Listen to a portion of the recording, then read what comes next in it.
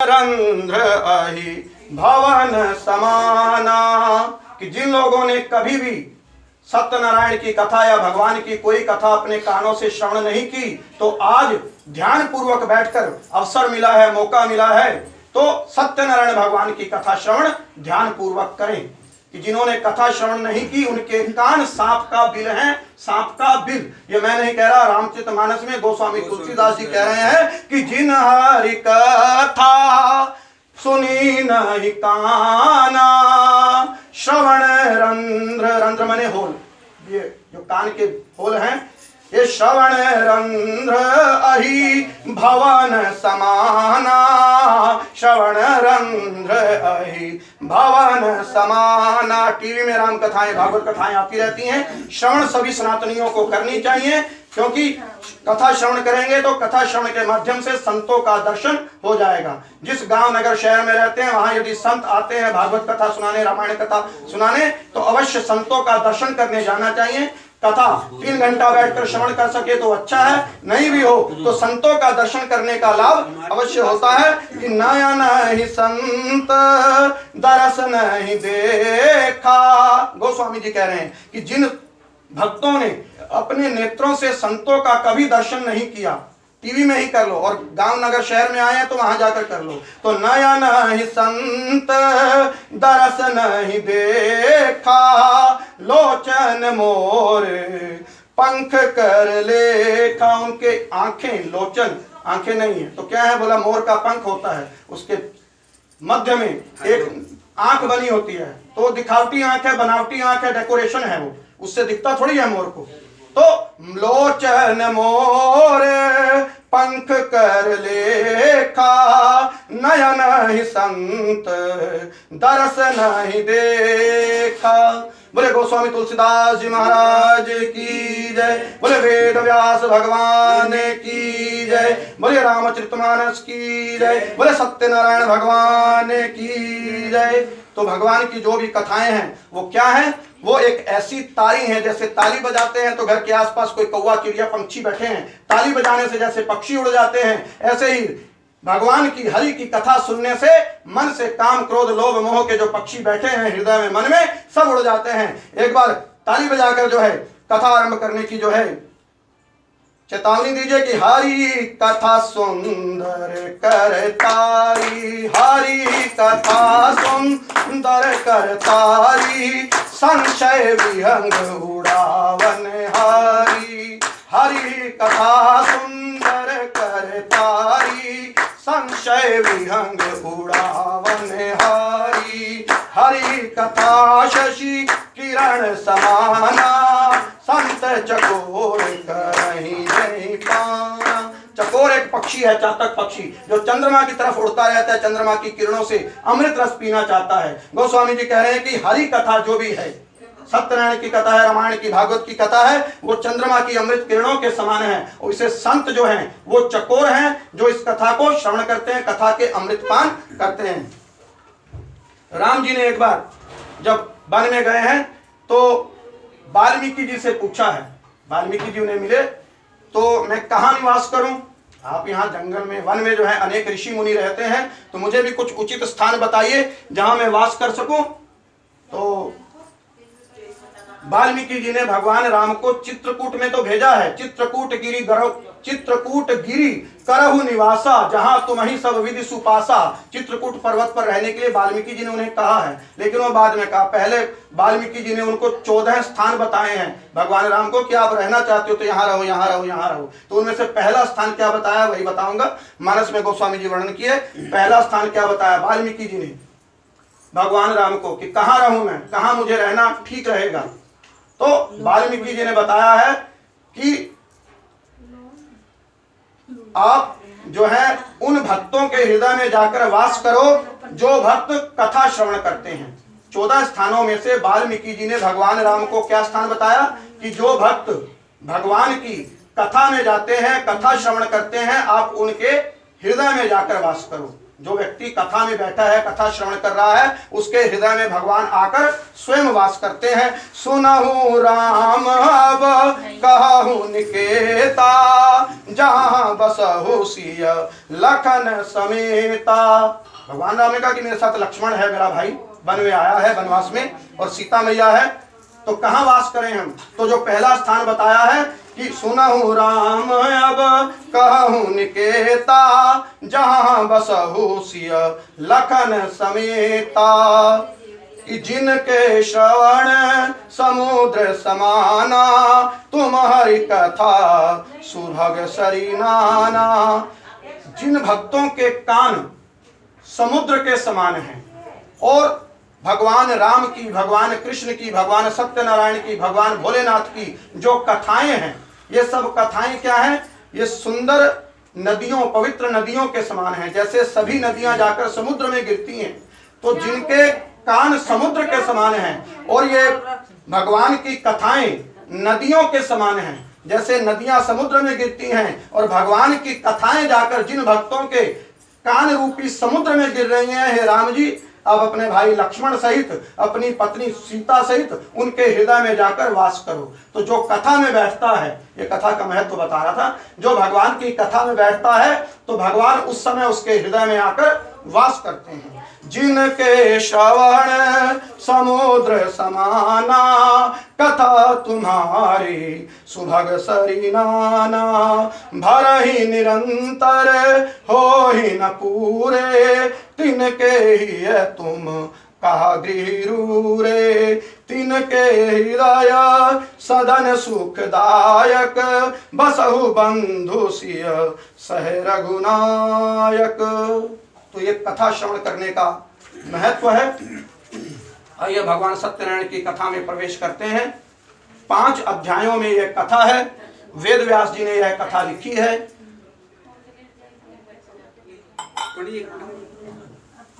हाँ, कथा से पहले उठ लीजिए। तो वेद व्यास जी ने यह कथा लिखी है। वेद व्यास जी ने पुराण लिखे हैं।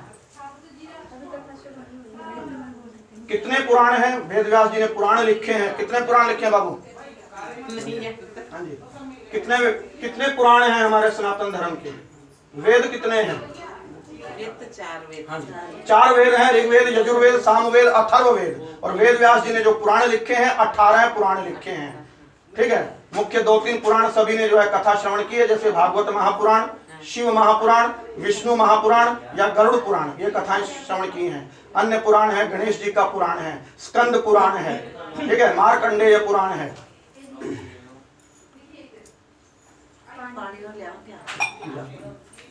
तो वेद व्यास जी ने कितने पुराण लिखे हैं? 18 पुराण लिखे हैं। और 4 वेद हैं, ऋग्वेद, यजुर्वेद, सामवेद, अथर्ववेद, और 18 पुराण हैं। हर पुराण के फिर आगे और उपनिषद हैं। तो 18 पुराणों में से एक पुराण में यह कथा वर्णित है। उस पुराण का नाम है स्कंद पुराण।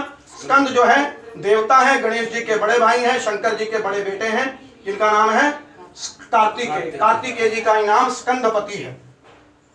तो स्कंद पुराण के अंतर्गत यह सत्यनारायण भगवान की कथा है। ठीक है। 18 पुराण हैं। 18 पुराणों में से एक पुराण का नाम है स्कंद पुराण। स्कंद पुराण में फिर 7 खंड हैं। उन 7 खंडों में से छठा खंड है रेवा खंड। जैसे उसमें प्रभास खंड, काशी खंड और नर्मदा खंड, ऐसे 7 खंडों में ये स्कंद पुराण है। उसमें से एक खंड रेवा खंड है। रेवा खंड के अंतर्गत यह सत्यनारायण भगवान की कथा है। सत्यनारायण भगवान कौन है? सत्यनारायण भगवान का अर्थ है कि नारायण ही सत्य हैं और नारायण के अतिरिक्त जो भी जगत में है वो सब झूठ है। जब झूठ है तो फिर दिख क्यों रहा है भाई? हमें घर मकान दिख रहा है, सब दिख रहा है, दुनियादारी दिख रही है, दिख रही है, और इसी को पुराणों में, शास्त्रों में कहते हैं कि ये सब झूठ है और जो भगवान है वो सत्य है। तो शंकर भगवान पार्वती मैया को बता रहे हैं रामचरितमानस में कि उमा कहूं मैं अनुभव अपना, सत्य हरि भजन जगत सब सपना। शंकर भगवान ने ये नहीं कहा कि जगत झूठा है। जगत क्या है? स्वप्न है। जैसे हम आंख बंद करके सोते हैं तो स्वप्न में दिखता सब है, आंख खोलते हैं तो अपना घर है और तो कुछ नहीं है। तो जो स्वप्न में दिख रहा था वो आंख खुलने के बाद दिखता नहीं है। तो दिखता नहीं है यानी झूठ है, तभी तो दिख रहा था। तो इसीलिए हमारी आंख अभी मोह के कारण बंद है। तो जो सत्य है वो नारायण है, भगवान है, भजन है, भक्ति है, धर्म है, ये दिख नहीं रहा लेकिन सत्य है। और जो दिख रहा है संसार में वह एक हम स्वप्न देख रहे हैं। उमा कहूं मैं अनुभव अपना, सत्य हरि भजन जगत सब सपना। कथारंभ कर रहा हूं, अभी बीच में मत उठिए, ठीक है। तो रेवाखंड की ये सत्यनारायण भगवान की कथा है। सत्यनारायण का परिचय क्या है?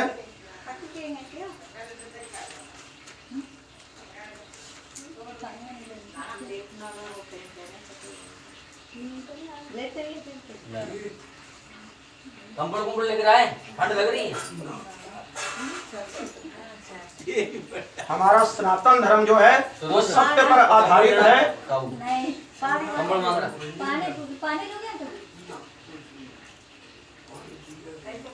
हम लोग अपने जीवन में सबसे अधिक महत्व, सभी लोग मेरे सहित, जीवन में सबसे अधिक महत्व किसको देते हैं? अभी धन को देते हैं, पैसे को देते हैं।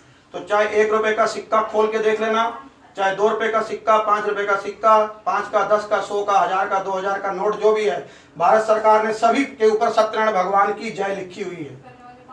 किसी भी नोट पर देख लीजिए, जिसको हम सबसे अधिक महत्व देते हैं, धन को देते हैं, पैसे को देते हैं। किसी भी सिक्के पर देख लो, पैसे पर देख लो, भारत सरकार ने हमें जगाने के लिए वेदों का वाक्य लिखा हुआ है। अथर्व वेद का वाक्य है सत्यमेव जयते, अर्थात सत्य की ही जय होती है। सत्यमेव जयते नानृताम। तो हम धन को यदि ज्यादा महत्व देते हैं, धर्म को नहीं देते, तो अपने धन पर अपने घर जाकर देख लेना कि नोट पर क्या लिखा है?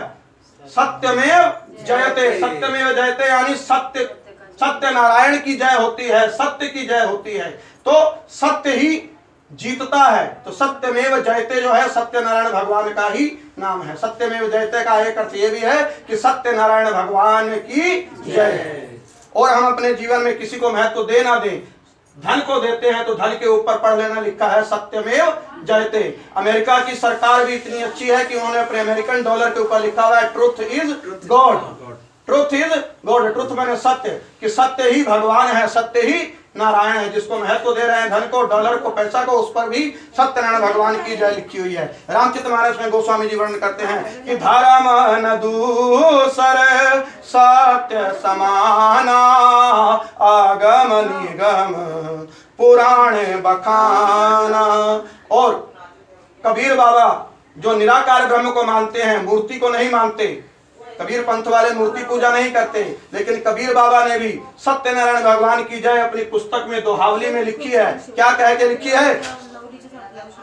कबीर बाबा लिखते हैं कि साच बराबर तप नहीं। अनेक प्रकार की तपस्याएं लोग कर रहे हैं। हमारे रायगढ़ कोसमनारा में सत्यनारायण बाबा बैठे हैं, जीव काटकर शंकर भगवान की जो है मौन साधना कर रहे हैं। अनेक प्रकार की तपस्याएं हैं। कोई एक पैर पर खड़ा होकर तपस्या कर रहा है, कोई जटाएं बढ़ाकर तपस्या कर रहा है। कबीर बाबा लिखते हैं कि सब तप सही हैं, लेकिन सबसे बड़ी तपस्या क्या है?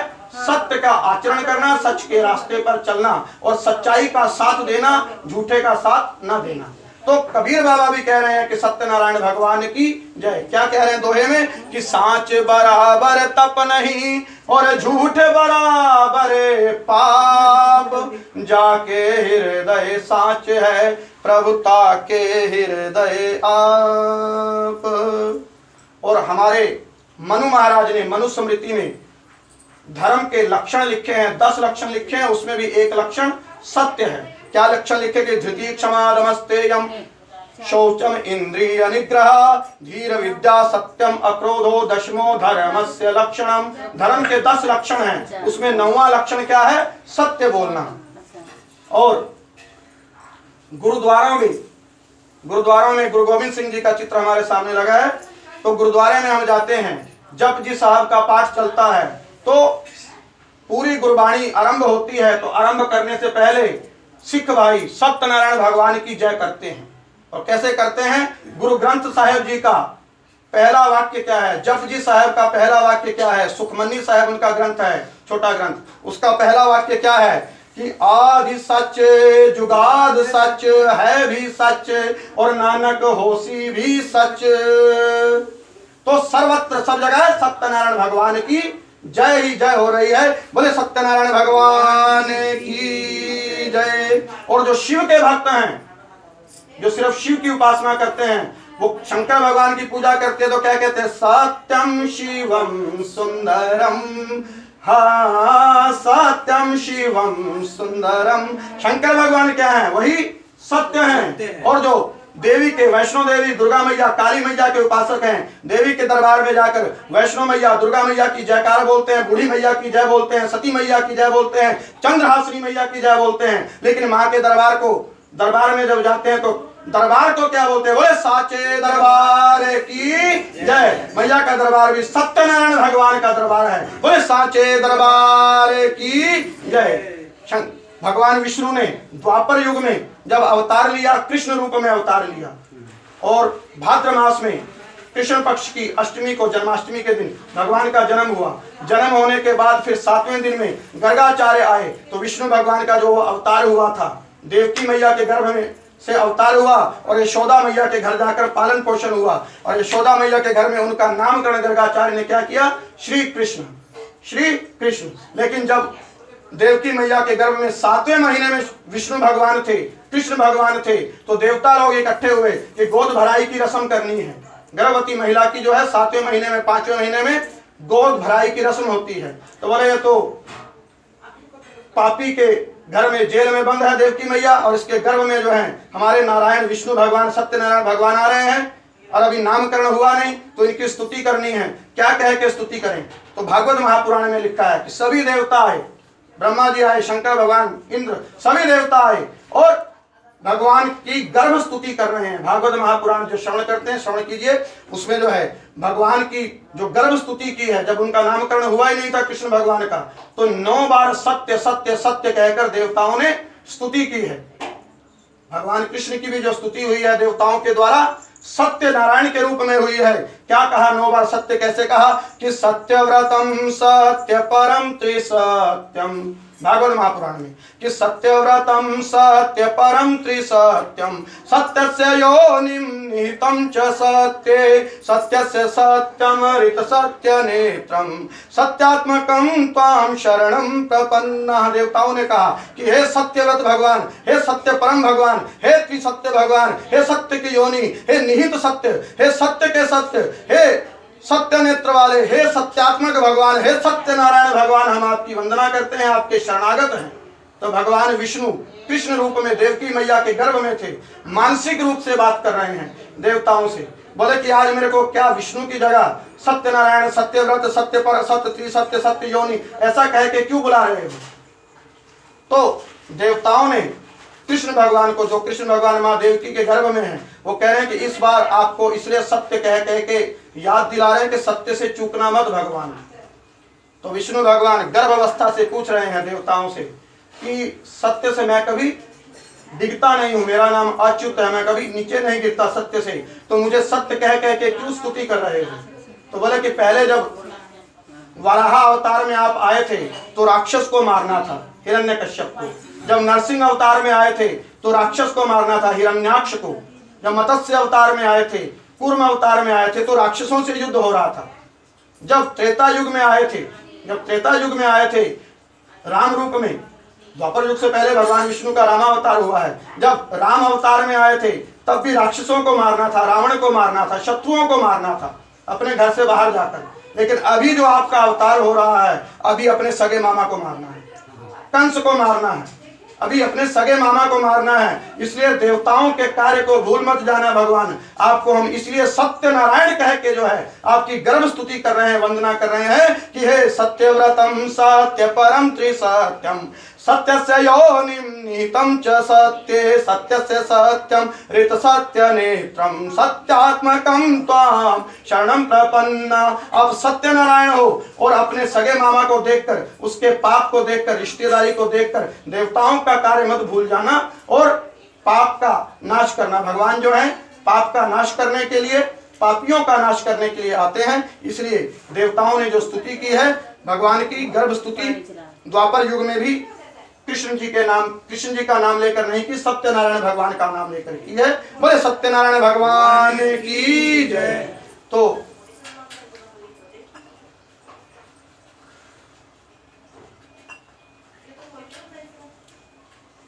श्री सत्यनारायण व्रत कथा अंतर्गत प्रथमो अध्याय, प्रथम अध्याय की कथा हम पढ़ने जा रहे हैं। 5 अध्याय हैं। प्रथम अध्याय जो है उसमें सत्यनारायण व्रत की महिमा क्या है, व्रत की विधि क्या है, कैसे किया जाता है, वह बताया गया है। और ये कथा सूत जी महाराज सुना रहे हैं। किसको सुना रहे हैं? ऋषियों को। 88,000 ऋषि नैमिषारण्य तीर्थ में आए हैं और 88,000 ऋषियों के जो मुखिया हैं, प्रधान हैं, वो शौनक जी हैं। शौनक ऋषि के पुत्र हैं, इसलिए उनका नाम शौनक जी है। शौनक ऋषि 1000 वर्ष से अधिक आयु के हैं और जिनसे कथा श्रवण कर रहे हैं, जिनसे वार्तालाप कर रहे हैं, वो सूत जी महाराज युवावस्था में है, 16 साल के हैं। लोमश ऋषि के पुत्र का नाम सूत जी महाराज था। ठीक है, तो सूत जी महाराज से कथा सुन रहे हैं। कथा सुनाने वाले सूत जी महाराज 16 वर्षीय, 16 वर्ष के हैं, मात्र 16 वर्ष के। और जो ऋषि कथा सुन रहे हैं, कोई 500 साल का, कोई 700 साल का, कोई 1000 साल का, बूढ़े बूढ़े वृद्ध ऋषि कथा श्रवण करने आए हैं। कहाँ? बिहार में एक स्थान है जिसका नाम है नैमिषारण्य। अरण्य बोलते हैं वन को, जंगल को, और नैमिष वहां पर उसका नाम है। नैमिष इसलिए नाम है कि हमारी पलक जब झपकती है, पलक झपकने में जितना समय लगता है उसे बोलते हैं निमिष। जैसे इंग्लिश में होता है घंटा, मिनट, सेकंड, फिर माइक्रो सेकंड, नैनो सेकंड। तो जो माइक्रो और नैनो सेकंड का समय है, बिल्कुल पलक झपकने का समय, उसको संस्कृत में निमिष बोलते हैं। निमिष निमिष करुणानिधि जाए कल्प समबीत। तो उस तीर्थ स्थान का नाम नैमिषारण्य है, वन क्षेत्र है। वहां पर कथा सभी श्रवण करते थे सूत जी महाराज से। तो जहां पर भी भागवत कथा होती है, शिव पुराण कथा होती है, या किसी पुराण की कथा होती है, आज ये स्कंद पुराण के रेवाखंड के सत्यनारायण भगवान की कथा जहां पर होने जा रही है, इस घर का नाम, इस क्षेत्र का नाम भी नैमिषारण्य है। क्यों है? क्योंकि एक एक निमिष का यहाँ पर महत्व है। कथा में जो सुनने जा रहे हो, सत्संग में जो श्रवण करने जा रहे हो, उसे जीवन में उतारना है, उससे शिक्षा लेनी है। एक भी निमिष को, एक भी सेकंड को, एक भी मिनट को अपने ध्यान को इधर उधर भटकाना नहीं है। तो इसलिए इस स्थान का नाम, इस घर का नाम आज नैमिषारण्य है। तो एकदा नैमिषारण्य ऋषिया शौनक आदया, एक बार नैमिषारण्य तीर्थ में शौनक आदि 88,000 ऋषि एकत्रित थे और सभी ऋषियों ने श्री सूत जी महाराज से पूछा है। और क्या पूछा है? और इंग्लिश में इस घर का नंबर जो है NF93 जी, कितना नंबर? NF95। N का मतलब है नैमिष और F माने होता है फॉरेस्ट, फॉरेस्ट माने अरण्य, वन। तो ये NF भी नैमिषारण्य ही है। NF माने नैमिषारण्य, इंग्लिश में भी नैमिषारण्य है। और यहाँ पर एक एक निमिष का, एक एक पलक झपकने जितने सेकंड का महत्व है, इसलिए स्थान का नाम आज नैमिषारण्य है। और ये कथा जो होने जा रही है बिहार में, जो नैमिषारण्य तीर्थ है वहां पर है। तो एक बार नैमिषारण्य तीर्थ में शौनक आदि सभी ऋषि एकत्रित हुए हैं और उन्होंने पुराणों के, शास्त्रों के वेत्ता, जानकार श्री सूत जी महाराज से एक प्रश्न पूछा है। क्या पूछा है? कि हे महामुनि, बताइए कि किस व्रत या तपस्या को करने से हमें मनोवांछित फल प्राप्त हो सकता है? हम उसे आपसे सुनना चाहते हैं, आप हमें बताइए कि ऐसा कौन सा सरल व्रत है जिसको करने से हम अपने मन में जो भी कामना करेंगे, समस्त मनोकामनाएं पूरी हो जाएं। ऐसा कोई सरल व्रत हो, कोई तपस्या हो, कोई विधि हो तो बताइए। तो सूत जी महाराज ने क्या कहा है कि आपने अच्छा प्रश्न पूछा है। ऐसा ही प्रश्न एक बार नारद जी पूछने गए थे। कहाँ? तो बोले वैकुंठ लोक में। देव ऋषि हैं, वैकुंठ लोक भी जा सकते हैं।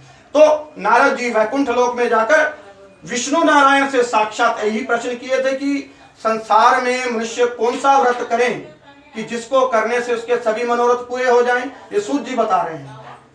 तो देवर्षि नारद जी ने भी भगवान विष्णु से, कमलापति से जैसा व्रत पूछा था वैसा व्रत आप मुझसे पूछ रहे हो। तो जो विष्णु नारायण ने नारद जी को उत्तर दिया था, वही उत्तर सूत जी कह रहे हैं, मैं आपको बताने जा रहा हूं। सावधान होकर सुने। एक समय योगी नारद जी लोगों के कल्याण की कामना से विविध लोकों में, मृत्यु लोक में, संसार में भ्रमण करने आए। यहाँ पर उन्होंने अपने कर्म के फल के अनुसार नाना योनियों में उत्पन्न प्राणियों को अनेक प्रकार के दुख भोगते हुए देखा।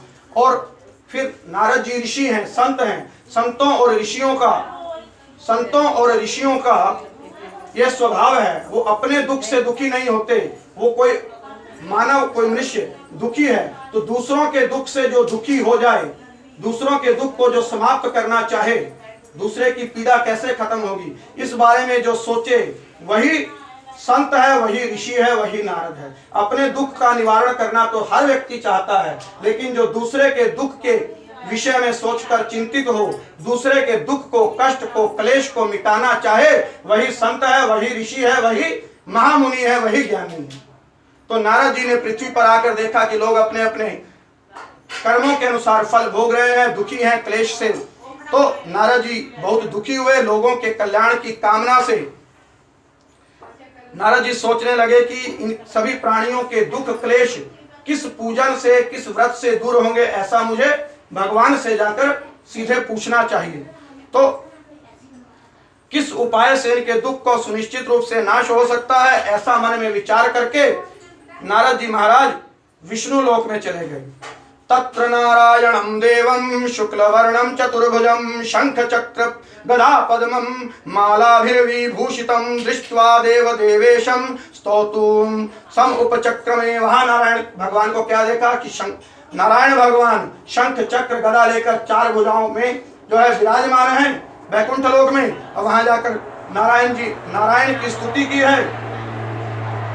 नारद जी ने पहले नारायण की स्तुति की है कि शांताकारं भुजगशयनं पद्मनाभं सुरेशं विश्वाधारं गगनसदृशं मेघवर्णं शुभांगं लक्ष्मीकान्तं कमलनयनं योगिभिर्ध्यानगम्यं वंदे विष्णुं भवभयहरं सर्वलोकैकनाथम्।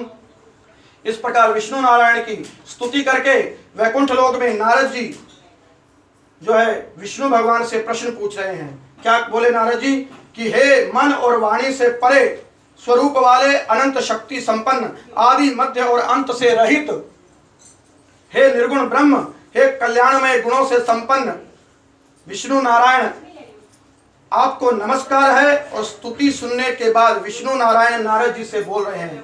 श्री भगवान उवाच किमर्थम आगतोऽसि, किस लिए आए हो? नारद जी से पूछ रहे नारायण भगवान कि हे नारद जी आप किस लिए आए हैं? किमर्थम आगतोऽसि त्वं किंचे मनसि वर्तते, तुम्हारे मन में क्या विचार है, आप किस लिए आए हो? तत्सर्वं कथयामि ते, आप क्या पूछने आए हो, पूछिए, मैं सब बताने के लिए तत्पर हूं। तो नारद उवाच, नारद जी क्या बोले हैं कि मृत्यु लोक में अपने पाप कर्मों के द्वारा विभिन्न योनियों में उत्पन्न हुए सभी लोग बहुत प्रकार के क्लेशों से दुखी हो रहे हैं। तो हे भगवान, हे नाथ, हे नारायण, किस छोटे से उपाय से, लघु उपाय से सभी लोग अपने कष्टों का निवारण कर सकते हैं? यदि आपकी मुझ पर कृपा हो तो आपसे मैं सुनना चाहता हूं, ऐसा कोई सरल उपाय मुझे आप बताएं। तो श्री भगवान नारायण जो है बता रहे हैं कि हे नारद सुनो, संसार के ऊपर अनुग्रह करने की इच्छा से, कृपा करने की इच्छा से आपने बहुत ही उत्तम प्रश्न पूछा है। जिस व्रत को करने से प्राणी मोह से छूट जाता है, हमारे दुख का मूल कारण क्या है? मोह है। हमारे दुख का मूल कारण क्या है? मोह है। और जब तक मोह लगा रहेगा तो हमारा दुख कभी खत्म हो नहीं सकता। बोलते हैं मोक्ष चाहिए, मोक्ष चाहिए। मोक्ष ऊपर स्वर्ग वैकुंठ लोक तो मोक्ष है ही, भगवान का धाम तो मोक्ष है ही। संस्कृत में एक शब्द है मोह और एक शब्द है क्षय। क्षय माने खत्म होना और मोह माने लगाव, मोह माने माया, मोह माने प्यार, मोह माने जुड़ाव। हमारा धन से, संतान से, सब चीज से, सांसारिक चीजों में मोह ममता लगी हुई है। जिस दिन ये मोह खत्म हो जाएगा, क्षय हो जाएगा, तो हमें मोक्ष यही मिल जाएगा। तो मोह में से ह हटा दीजिए, क्या बचेगा? मोह। और क्षय में से यह हटा दीजिए, क्या बचेगा? क्षय। तो मोह और क्षय जोड़कर क्या बनता है? मोक्ष। तो संसार में जीते जी मोक्ष प्राप्त करना है तो सांसारिक रिश्ते नातों से, सांसारिक सुख सामग्री से मोह खत्म करना पड़ेगा। ठीक है। रामचरितमानस में भगवान राम ने भगवान राम ने विभीषण जी को यही कहा है कि 10 प्रकार के मोह के धागे हैं, उन मोह के धागों को छोड़ो, संसार से छोड़कर मेरे चरणों में जोड़ दो, तुम्हें यही मोक्ष मिल जाएगा। तो कौन से 10 मोह के धागे हैं? बोले कि बच्चा पैदा होता है, सबसे ज्यादा मोह किससे होगा? सबसे पहले माँ से, फिर पिता से, फिर भाइयों से, बहनों से, फिर अन्य चाचा मामा रिश्तेदारों से, फिर कमाने लगेगा तो अपने धन संपत्ति से, फिर अपने मकान दुकान बनाएगा तो अपने बिल्डिंग से, फिर सांसारिक सुख सामग्रियों से मोह होता है। हम बोलते तो हैं कि त्वमेव माता च पिता त्वमेव बंधु सखा त्वमेव सर्वम मम देव देव, लेकिन ये जिह्वा से बोलते हैं। जिसे मन से स्वीकार कर लेंगे तो जीवित ही हमें यहीं पर मोक्ष प्राप्त हो जाएगा। राम जी विभीषण से बता रहे हैं, ध्यान से चौपाई श्रवण करें। रामचरितमानस की गोस्वामी तुलसीदास जी की चौपाई है कि जननी 10 धागे हैं मोह के, उनको तोड़कर उतना मोह राम जी से, सत्यनारायण भगवान से, विष्णु भगवान से, भोलेनाथ से करेंगे तो यही मोक्ष मिल जाएगा, यही धरती पर स्वर्ग मिल जाएगा। कौन से 10 के धागे हैं? 10 धागे हैं मोह के कि जननी माँ, जननी जनक माने पिता, जननी जनक बंधु सुत दारा, दारा माने पत्नी, सुत माने बेटा, माँ से, पिता से, जननी जनक बंधु सुत, सुत माने बेटा, जननी जनक बंधु सुत दारा पत्नी। ये 5 मोह के धागे हैं। माँ से प्यार है, पिता से प्यार है, बड़े हो गए थोड़े से तो भाई से प्यार है, फिर पुत्र से शादी हो गई तो पुत्र से प्यार है, और दारा माने पत्नी से मोह है। बस उसी में हम निपटे। ये 5 मोह के धागे बताए, और 5 कौन से धागे हैं बता रहा हूं कि जननी जनक बंधु सुत दारा, तन अपने शरीर पर, बल अपने शरीर पर हमें मोह है, इसको चमकाने में लगे हैं, च्यवनप्राश कराकर बॉडी बनाने में लगे हैं, ठीक है, बीमार नहीं होने चाहिए। तो जितना मोह, वो भी जरूरी है, जितना मोह माँ से, बाप से, भाई से, बहन से, पत्नी से है, अपने शरीर से है, अपने धन से है, अपने घर से है, उतना मोह सत्यनारायण भगवान से करना है, शंकर भगवान से, हनुमान जी से, दुर्गा मैया से, भोलेनाथ से, लड्डू गोपाल जी से, अपने अपने इष्ट देव से उतना प्यार करेंगे तो यही मोक्ष मिल जाएगा। कि जननी जनक बंधु सुत दारा तन धन, 6ठा धागा तन है, 7वां धागा मोह का धन है। तन धन भवन, अपना घर बिल्डिंग 1 मंजिला है तो 2 मंजिला बना दो। तन धन भवन सुहृद, सुहृद यानी अपने पड़ोसी, अपने रिश्तेदार, अपने मित्र, ये सुहृद है। तन धन भवन सुहृद परिवार, और बाकी का मामा काका बुआ बहन सब जो है परिवार। तो ये 10वां धागा क्या है? परिवार से जुड़ा हुआ है। तो ये 10 मोह के धागे हैं। तन धन भवन सुहृद परिवारा, ये सबके ममता ताग बटोरी, सभी की ममता के जो धागे हैं उनको बटोरिए, इकट्ठा करके एक माला बना दीजिए, एक डोरी बना दीजिए। राम जी कह रहे हैं सुंदरकांड में विभीषण से। तो फिर क्या करना है?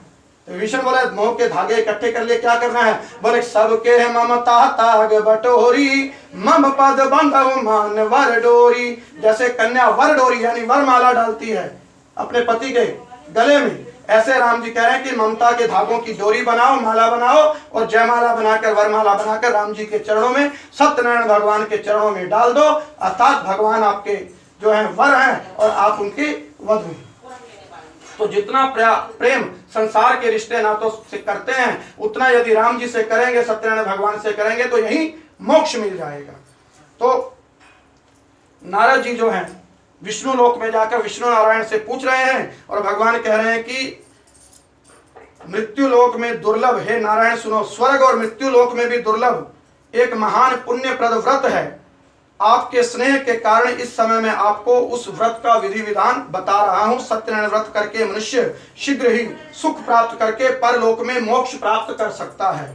भगवान की ऐसी वाणी सुनकर नारद मुनि ने कहा, क्या 5 प्रश्न नारद जी ने फिर पूछे हैं। विष्णु भगवान ने बता दिया कि सत्य के मार्ग पर चलना है, सत्यनारायण भगवान का व्रत करना है, और सत्य के मार्ग पर चलने से, सत्यनारायण भगवान का व्रत करने से सारा पाप क्लेश मिट जाएगा, दुख क्लेश मिट जाएगा और मोक्ष की प्राप्ति हो जाएगी। तो नारद जी 5 प्रश्न पूछ रहे हैं विष्णु भगवान से। क्या कह रहे हैं? पहला प्रश्न पूछा है, किम फलम, इस व्रत को कर तो लेंगे लोग, इस व्रत का फल क्या है? व्रत करेंगे तो उसका कुछ फल मिलना चाहिए। किम फलम। फिर दूसरा प्रश्न पूछा है, किम विधानम, इसका व्रत को करने का विधि विधान क्या है? फिर पूछा, चकृतम केनेव तच्चद्व्रतम, कि किस किस ने पहले इस व्रत को किया, गारंटी मिलनी चाहिए ना, पहले किसी ने किया, उसका कुछ फल मिला कि नहीं मिला, फिर मैं लोगों को बताऊंगा। करने के लिए नारद जी जो हैं विष्णु भगवान से पूछ रहे हैं कि किम फलम, इस व्रत को करने का फल क्या है? किम विधानम, इसका व्रत का विधान क्या है? चकृतम केनेव, किसके द्वारा इस व्रत को पहले किया गया है? तत्सर्वम विस्ताराद ब्रूहि कदा कार्यम व्रतम प्रभु, और इस व्रत को कब करना चाहिए, किस दिन करना चाहिए, सारा विधि विधान पूर्वक हमें बताइए। श्री भगवान उवाच, श्री भगवान बता रहे हैं कि जो नारद जी ने प्रश्न पूछे थे, पहले प्रश्न का उत्तर दे रहे हैं कि किम फलम, इस व्रत को करने से क्या फल मिलेगा, क्या परिणाम होगा। तो विष्णु भगवान बता रहे हैं कि जो सत्यनारायण भगवान का व्रत करेगा उसके 5 लाभ होंगे। कितने लाभ?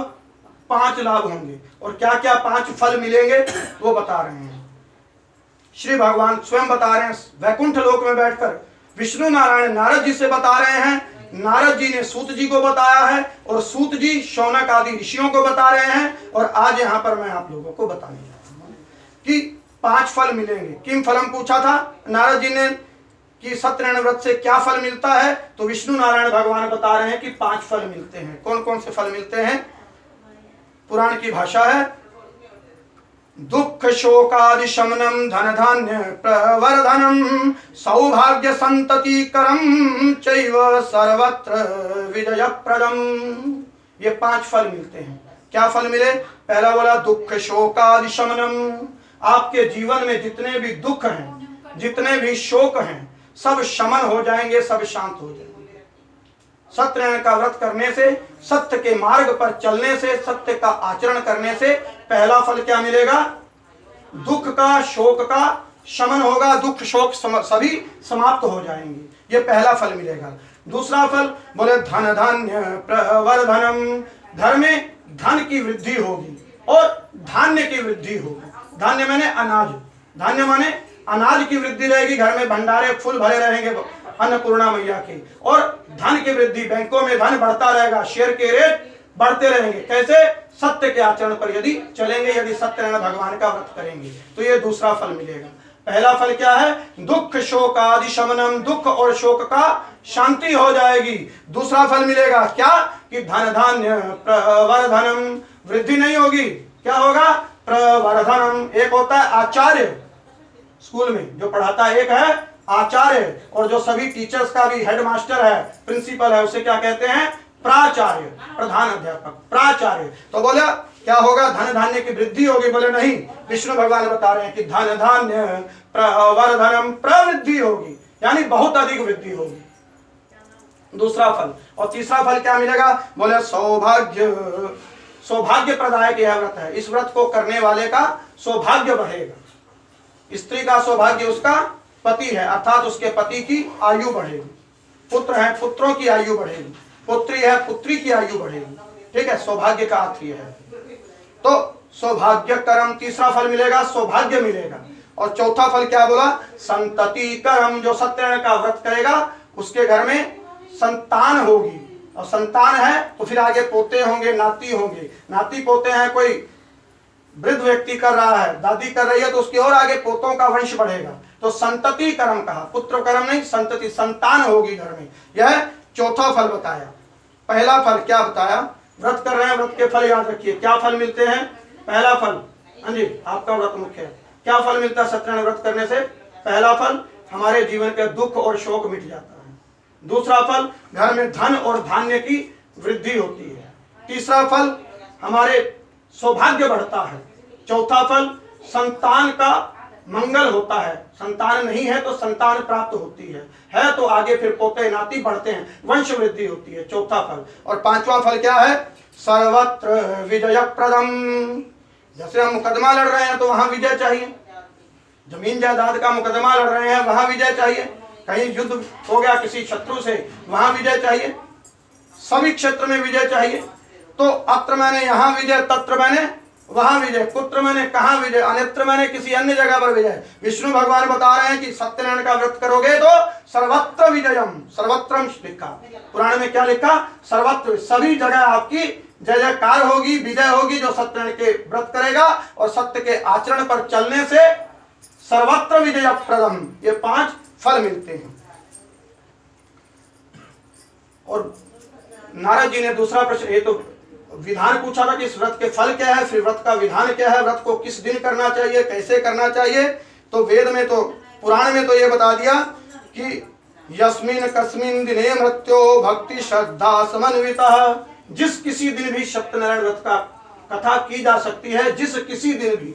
यस्मिन कस्मिन दिने, ये नहीं कहा कि पूर्णिमा को ही करना है कि एकादशी को कि द्वादशी को, लेकिन आगे जो व्रत हम श्रवण करने जा रहे हैं कि जितने भी व्रत हुए हैं सभी ने पूर्णमासी के दिन किया है व्रत, पूर्णिमा के दिन किया, इसलिए संसार में अभी सभी लोग पूर्णिमा के दिन व्रत करते हैं। लेकिन नारायण भगवान ने वैकुंठ लोक में बैठकर नारद को क्या बताया है, किस दिन करना चाहिए? बोले यस्मिन कस्मिन दिने, जिस किसी दिन भी कर सकते हैं।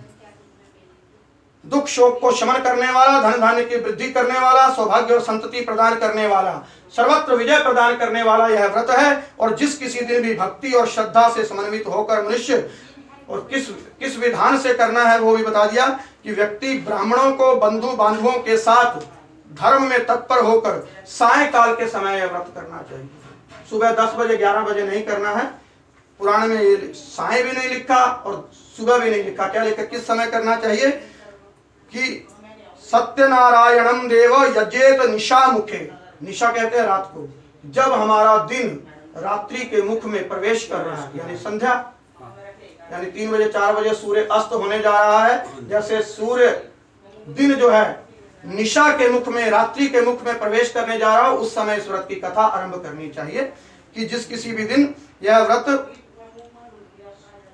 रात्रि संध्या के समय श्रद्धा भक्ति पूर्वक करना चाहिए और बंधु बांधवों को धर्म में तत्पर होकर सायंकाल भगवान सत्यनारायण की पूजा करें। और नैवेद्य विधि विधान पूछा था नारद जी ने, तो विष्णु भगवान स्वयं बता रहे हैं कि नैवेद्य अर्थात प्रसाद के रूप में उत्तम कोटि के भोजनीय पदार्थों को सवा मात्रा में, 1 किलो नहीं लेना, सवा किलो, ठीक है। 1 पाव है तो उसका 1/4 और लेकर सवाया मात्रा में प्रसाद को, चूरमे को बनाना है। भोजन को सवा मात्रा में भक्ति पूर्वक अर्पित करना चाहिए। और क्या विधान है? बोले केले का फल भगवान को नैवेद्य में देना चाहिए। घी, दूध, गेहूं का चूर्ण, और गेहूं का चूर्ण ना हो तो साठी या चावल का चूर्ण बनाकर शक्कर और गुड़ आदि सभी सामग्री को सवा मात्रा में निवेदित करना चाहिए। ऐसा व्रत का विधान बताया है। और क्या बताया कि बंधु बांधवों के साथ श्री सत्यनारायण भगवान की कथा सुनकर ब्राह्मण को दक्षिणा भी देनी चाहिए। विप्राय दक्षिणाम दद्यात कथाम श्रुत्वा जनैः सह, अकेले कथा नहीं सुननी है, अड़ोसी पड़ोसी रिश्तेदार सबको बुलाकर सबके साथ एकत्रित होकर कथा श्रवण करनी है, ब्राह्मण को दक्षिणा देनी है। और भगवान को केले का प्रसाद सवा मात्रा में, गेहूं के चूर्ण का गुड़ या शक्कर के साथ बनाया हुआ प्रसाद जो है समर्पित करना है। और सत्यनारायण भगवान की कथा श्रवण करने के बाद भगवान सत्यनारायण का स्मरण करते हुए, याद करते हुए ही अपने अपने घर जाना है। ऐसा करने से मनुष्यों की मनोकामना अभिलाषा अवश्य पूर्ण होती है। विशेष रूप से कलयुग में पृथ्वी लोक में यह सबसे छोटा और लघु उपाय है। इति श्री स्कंद पुराणे रेवा खंडे श्री सत्यनारायण व्रत कथायां प्रथमो अध्यायः संपूर्णः। बोलो सत्यनारायण भगवान की जय। घंटी थी मेरे यहाँ पर एक। सत्यनारायण भगवान की जय। सत्यनारायण नारायण नारायण लक्ष्मी नारायण नारायण नारायण सत्यनारायण नारायण नारायण लक्ष्मी नारायण नारायण नारायण श्रीमन्नारायण नारायण नारायण। बोले सत्यनारायण भगवान की जय। और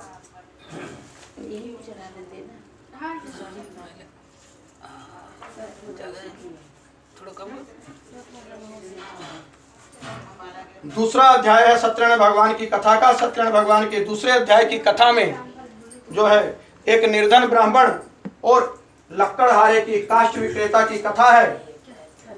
श्री सूत जी बोले, शौनक आदि ऋषियों को सूत जी बता रहे हैं आगे दूसरे अध्याय में कि हे ब्राह्मणों, अब मैं तुम्हें पूर्व काल में, क्योंकि नारद जी तो विष्णु भगवान से पूछ कर आए थे ना कि इस कथा का फल क्या है, फल पता चल गया, विधान क्या है, विधान पता चल गया, कब करनी चाहिए ये पता चल गया। लेकिन नारद जी ने एक प्रश्न पूछा था कि कृतम केनैव पूर्वम, कि पूर्व में इस व्रत को किसी ने किया है क्या, और किया है तो उसका कुछ फायदा हुआ है कि नहीं हुआ। तो किस किस ने इस व्रत को किया है वह दूसरे तीसरे चौथे अध्याय में बताया है। और 5वें अध्याय में बताया कि व्रत को करने से उन्हें फिर क्या लाभ हुआ है। भगवान राम का जन्म, अवतार किस राजा के घर में हुआ है त्रेता युग में? भगवान राम के पिता का क्या नाम है? महाराज दशरथ। तो महाराज दशरथ को, चक्रवर्ती सम्राट को, ऐसे ही भगवान का बाप, भगवान का पिता बनने का सौभाग्य नहीं मिला। पूर्व जन्म में महाराज दशरथ ने सत्यनारायण व्रत की कथा की थी, उसका फल उन्हें मिला। फिर वो कई जन्मों के बाद फल मिला। वो राजा जो है, उल्कामुख राजा, वही त्रेता युग में जाकर राजा दशरथ हुए हैं और भगवान विष्णु नारायण स्वयं राम बनकर उनकी गोदी में खेलने हैं। भगवान कृष्ण के साथ कुछ गोपी ग्वाल खेलते थे, ग्वाले कुछ यादव खेलते थे जो ब्रजभूमि के थे, वृंदावन के थे। तो ऐसे उन ग्वालों को वो फल नहीं मिल गया भगवान का मित्र बनने का, भगवान के साथ बैट बॉल क्रिकेट खेलने का फल ऐसे नहीं मिला। उन ग्वालों ने, कथा आएगी आगे, उन ग्वालों ने जंगल में बैठकर सत्यनारायण भगवान की व्रत कथा की है। तब उन्हें द्वापर युग में जाकर फल मिला है कि भगवान के मित्र बनने का फल मिला है। तो वही कथाएं श्रवण करने जा रहे हैं। भगवान के मित्र सुदामा हुए हैं द्वापर युग में। कृष्णस्य आसीद कश्चित् मित्रो सुदामा नाम। भागवत में कथा सुनते हैं कि सुदामा जी भगवान कृष्ण के मित्र हुए। भगवान कृष्ण ने के घर जब सुदामा आए मिलने, तो भगवान कृष्ण ने उनके पांव धोए हैं, अपने अंग वस्त्र से, अपने उतीरे वस्त्र से, अपने गमछा से उनके पांव पोंछे हैं, उनको चंदन किया है, उन्हें अपने साथ भोजन कराया है। तो सुदामा जी को ऐसे फल नहीं मिल गया कि भगवान का मित्र बन गए, भगवान उनके पांव धो रहे हैं। वो कौन था सुदामा? पूर्व जन्म में उसने क्या ऐसा कर्म किया कि द्वापर युग में जाकर भगवान उसके पांव धो रहे हैं, भगवान उसके मित्र बने हैं।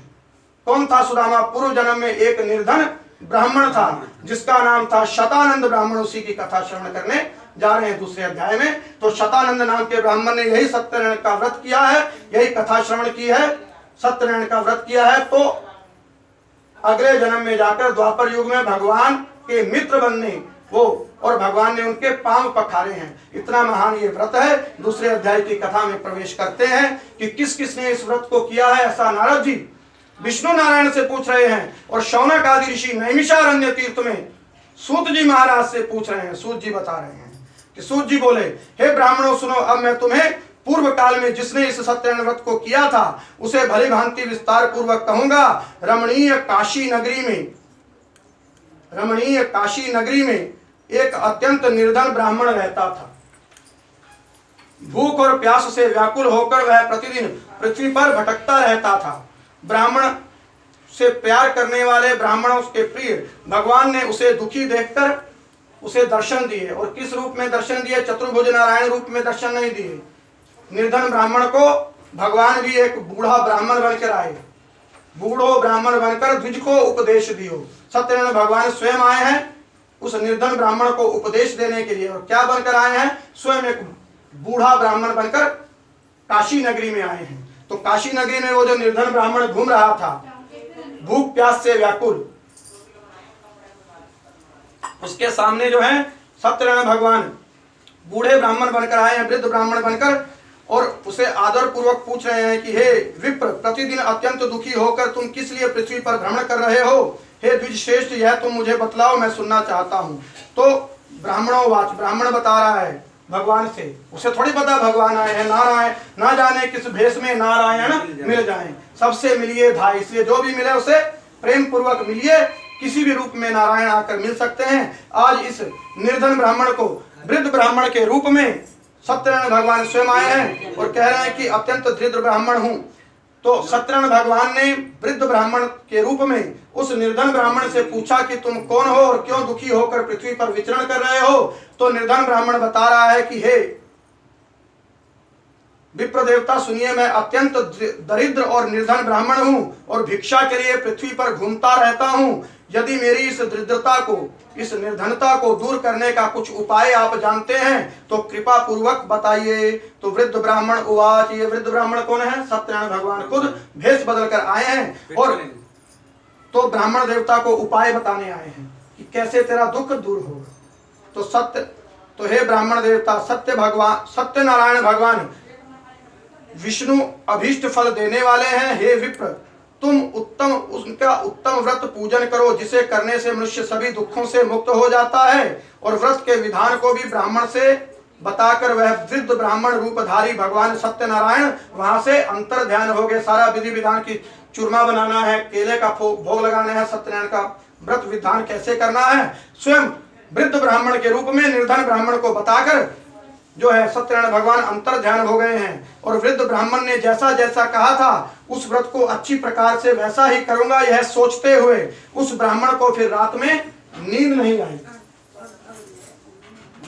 जलाना है क्या? अगरबत्ती खत्म होना है। धूप जला दें? धूप जला हाँ। ये इसमें से निकाल। हाँ।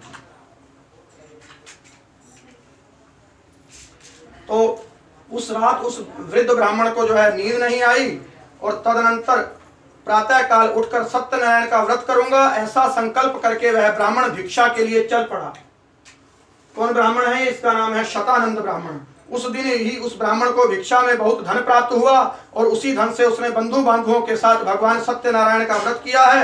और इस व्रत के प्रभाव से वह श्रेष्ठ ब्राह्मण फिर इस लोक में समस्त सुखों को भोगता है। भिक्षा के लिए चल पड़ा, बहुत सा धन प्राप्त हुआ, बंधु बांधवों के साथ उसने सत्यनारायण भगवान का व्रत किया और व्रत के प्रभाव से श्रेष्ठ ब्राह्मण सभी दुखों से मुक्त होकर समस्त संपत्तियों से संपन्न हुआ। और उस दिन से लेकर प्रत्येक महीने उसने फिर इस व्रत को किया है। और इस प्रकार भगवान सत्यनारायण के इस व्रत को करके वह श्रेष्ठ ब्राह्मण सभी पापों से मुक्त हो गया और उसने उस दुर्लभ मोक्ष पद को प्राप्त किया। और हे विप्र, पृथ्वी पर जब भी कोई मनुष्य सत्यनारायण भगवान का व्रत करेगा उसी समय उसके समस्त दुखों का नाश हो जाएगा। हे ब्राह्मणों, इस प्रकार भगवान सत्यनारायण ने महात्मा नारद जी से जो कुछ कहा था मैंने वह सब कुछ आप लोगों से कह दिया है। अब बताइए और क्या सुनना चाहते हैं? तो ऋषिया उवाच, ऋषियों ने पूछा है, हे मुनिवर सुनिए, इस पृथ्वी पर उस ब्राह्मण से सुने हुए इस व्रत को किसने किया, हम वह सब सुनना चाहते हैं। फिर उस ब्राह्मण से सुनकर उस व्रत को किस किसने किया वह भी हम सुनना चाहते हैं। तो सूत जी उवाच, सूत जी बोल रहे हैं कि हे मुनियों, पृथ्वी पर इस व्रत को सुन, इस पृथ्वी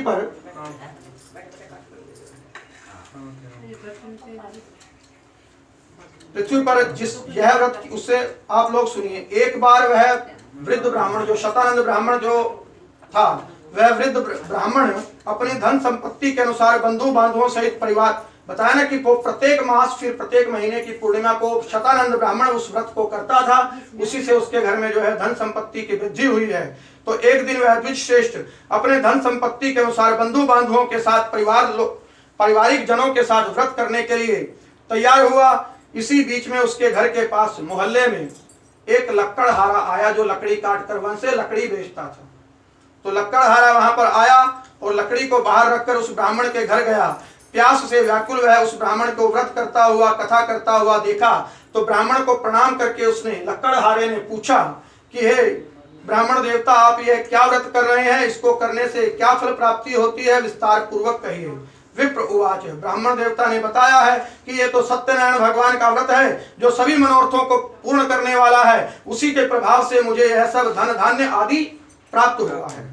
तो जल पीकर प्रसाद ग्रहण करके वह लकड़हारा अपने नगर की ओर चल दिया और सत्यनारायण भगवान को मन में सोचने लगा, संकल्प करने लगा कि आज लकड़ी बेचने से जो धन संपत्ति प्राप्त होगी मैं भी उससे भगवान का सत्यनारायण भगवान का व्रत करूंगा।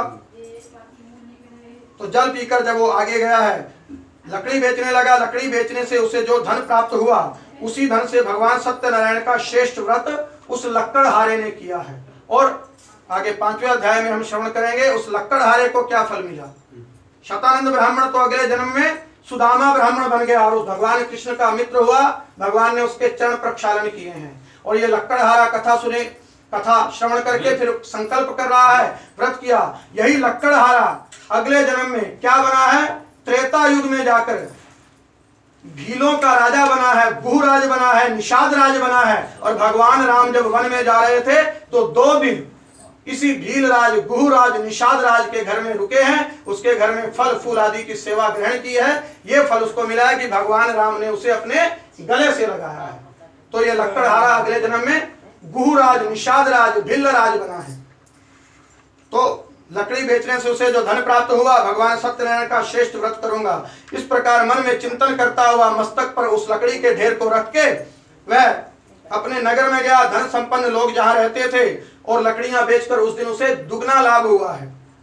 और तदनंतर प्रसन्न हृदय होकर पके हुए केले का फल, शर्करा, घी, दूध, गेहूं का चूर्ण सवाया मात्रा में लेकर अपने घर गया। तत्पश्चात उसने अपने बंधु बांधवों को, पड़ोसियों को, रिश्तेदारों को बुलाकर विधि विधान पूर्वक भगवान सत्यनारायण का व्रत किया है और उस व्रत के प्रभाव से धन पुत्र से संपन्न हो गया। इस लोक में अनेक सुखों को भोग कर अंत में वह सत्यपुर वैकुंठ लोक में प्रस्थान कर गया। इति श्री स्कंद पुराणे रेवा खंडे श्री सत्यनारायण व्रत कथायाम द्वितीयो अध्यायः संपूर्णः। इस प्रकार सत्यनारायण भगवान की जो है व्रत कथा की दूसरा अध्याय संपूर्ण हुआ है। बोले सत्यनारायण भगवान की जय। श्रीमन्नारायण नारायण नारायण सत्यनारायण नारायण नारायण लक्ष्मी नारायण नारायण नारायण। हम अपनी जीवा से जीवन में प्रतिदिन बहुत से झूठ बोलते हैं, मिथ्या बोलते हैं, असत्य बोलते हैं। झूठ बोलने से हमारी जीभ अशुद्ध हो जाती है, अपवित्र हो जाती है। इसलिए भगवान के नाम का सुमिरन, राम राम, जय श्री कृष्ण, जय माता दी, जय भोलेनाथ, श्रीमन सत्यनारायण भगवान की जय। तो भगवान के नाम का सुमिरन, चाहे राधे राधे, जय माता दी, हर हर महादेव, भगवान के नाम का सुमिरन जब अवसर मिले करते रहना चाहिए। कभी नहीं किए तो अभी कीजिए, 1 मिनट ही कीजिए। श्रीमन नारायण। इससे क्या होता है? जीभ पर झूठ बोलने का जो पाप लगा है वो दूर हो जाता है। श्रीमन नारायण नारायण नारायण सत्यनारायण नारायण नारायण लक्ष्मी नारायण नारायण नारायण। बोले सत्यनारायण भगवान की। 2 अध्याय आपने श्रवण किए। तृतीय अध्याय में प्रवेश करते हैं। तीसरे अध्याय में उल्कामुख नाम के राजा की कथा है और एक साधु राम नाम के वणिक की, व्यापारी की, वैश्य की कथा है। तीसरे अध्याय में प्रवेश करते हैं तो श्री सूत जी बोले कि हे श्रेष्ठ मुनियों, अब पुनः यह उल्कामुख राजा की कथा है। उल्कामुख अगले जन्म में क्या बना है? राजा दशरथ बना है। और आगे साधु वणिक की कथा है, वो क्या बना है वो 5वें अध्याय में श्रवण करेंगे। कि हे श्रेष्ठ मुनियों, सूत जी बोल रहे हैं कि हे श्रेष्ठ मुनियों, अब मैं पुनः आगे की कथा कहूंगा, उसे आप लोग श्रवण करें। प्राचीन काल में उल्कामुख नाम का एक राजा था। एक राजा है जिसका नाम है उल्कामुख। वह बहुत ही जितेंद्रिय राजा है, सत्यवादी है, अत्यंत बुद्धिमान है। वह विद्वान राजा प्रतिदिन मंदिर जाता है, देवालय जाता है और ब्राह्मणों को धन आदि दान देकर संतुष्ट करता था। कमल के समान मुख वाली उसकी सुंदर एक धर्मपत्नी थी जो विनय और शील में संपन्न थी, सभी गुणों से संपन्न थी, पति परायणा थी। तो वह राजा एक दिन अपनी धर्मपत्नी के साथ नदी के तट पर गया है। नदी का नाम है भद्रशिला नदी। भद्रशिला नदी के तट पर गया है और भद्रशिला नदी के तट पर जाकर उस उल्कामुख नाम के राजा ने सत्यनारायण भगवान का व्रत किया है। किसी भी पूजन को, कथा को, व्रत को करते हैं, अपने घर में करने से जो फल मिलता है उससे 100 गुना फल मिलता है। किसी तीर्थ के, नदी के स्थान पर बैठकर व्रत उद्यापन करने से, व्रत संकल्प करने से, पूजन करने से, मंत्र पाठ करने से, तीर्थ स्थान पर नदी के तट पर करने से वो फल 100 गुना हो जाता है। ठीक, तो इसलिए वह जितेंद्रिय राजा है। कहा कि बहुत विद्वान राजा है और विद्वान है तो जानता है कि घर में तो सत्यनारायण व्रत, कथा, कुछ भी पूजन सभी करते हैं। तो इसलिए घर के पास भद्रशिला नदी है, तो भद्रशिला नदी के तट पर जाकर जो है व्रत कर रहा है, कथा कर रहा है राजा, ताकि उसे उसके व्रत का 100 गुना फल मिले। अपनी पत्नी के साथ वह राजा भद्रशिला नदी के तट पर व्रत कर रहा था। तो जब व्रत कर रहा था उसी समय वहां पर व्यापार करने के लिए अनेक प्रकार की धनराशि से संपन्न एक व्यापारी आया है, एक बनिया आया है जिसका नाम है साधु राम। व्यापारी का क्या नाम है? साधु राम।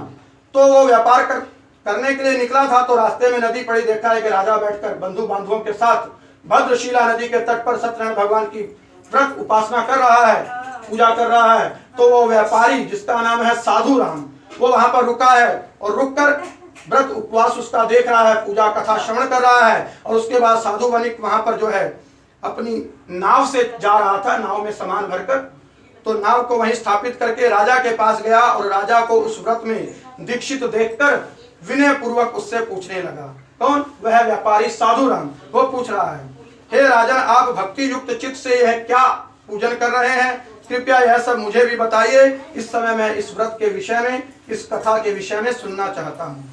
तो राजा ने, उल्का मुख राजा ने साधु राम वैश्य को, बनिए को बताया है व्यापारी को कि हे व्यापारी, हे साधु राम, सुनो कि पुत्र आदि की प्राप्ति की कामना से अपने बंधु बांधवों के साथ मैं अतुल तेज संपन्न भगवान विष्णु का यह व्रत कर रहा हूँ। यह व्रत सत्यनारायण भगवान का कर रहा हूँ। और किस लिए कर रहा हूँ? मेरे यहाँ संतान नहीं है, पुत्र नहीं है, मेरा वारिस नहीं है, इसलिए मैं संतान की प्राप्ति के लिए यह व्रत कर रहा हूँ। राजा उल्कामुख ने साधु वणिक को बताया है। तो वह व्यापारी बोला कि इस व्रत की विधि मुझे पूर्ण बताइए, क्योंकि मेरे यहाँ भी संतान नहीं है। तो राजा की बात सुनकर साधु ने आदर पूर्वक कहा है कि हे राजन, इस विषय में आप मुझे सब कुछ विस्तार से बतलाइए। आपके कथन के अनुसार मैं भी व्रत करूंगा, तो मुझे भी संतति नहीं है, मैं भी संतति प्राप्त करना चाहता हूँ, इससे अवश्य ही संतति प्राप्त होगी। ऐसा विचार करके व्यापार से निवृत्त होकर आनंद पूर्वक अपने घर गया है व्यापारी। उसने अपनी पत्नी से संतान को प्रदान करने वाले इस सत्यनारायण के व्रत को विस्तार पूर्वक, विधि पूर्वक बताया है। और जब मुझे संतति प्राप्त होगी तब मैं इस व्रत को करूंगा। उसका संकल्प क्या लिया है कि सत्यनारायण भगवान का व्रत करूंगा। हे सत्यनारायण भगवान, आप मेरे घर में संतान दो, मैं आपका व्रत करूंगा इसी विधि विधान पूर्वक, जैसा यह राजा कर रहा है। इस प्रकार उसने अपनी पत्नी को बताया। पत्नी का नाम है लीलावती।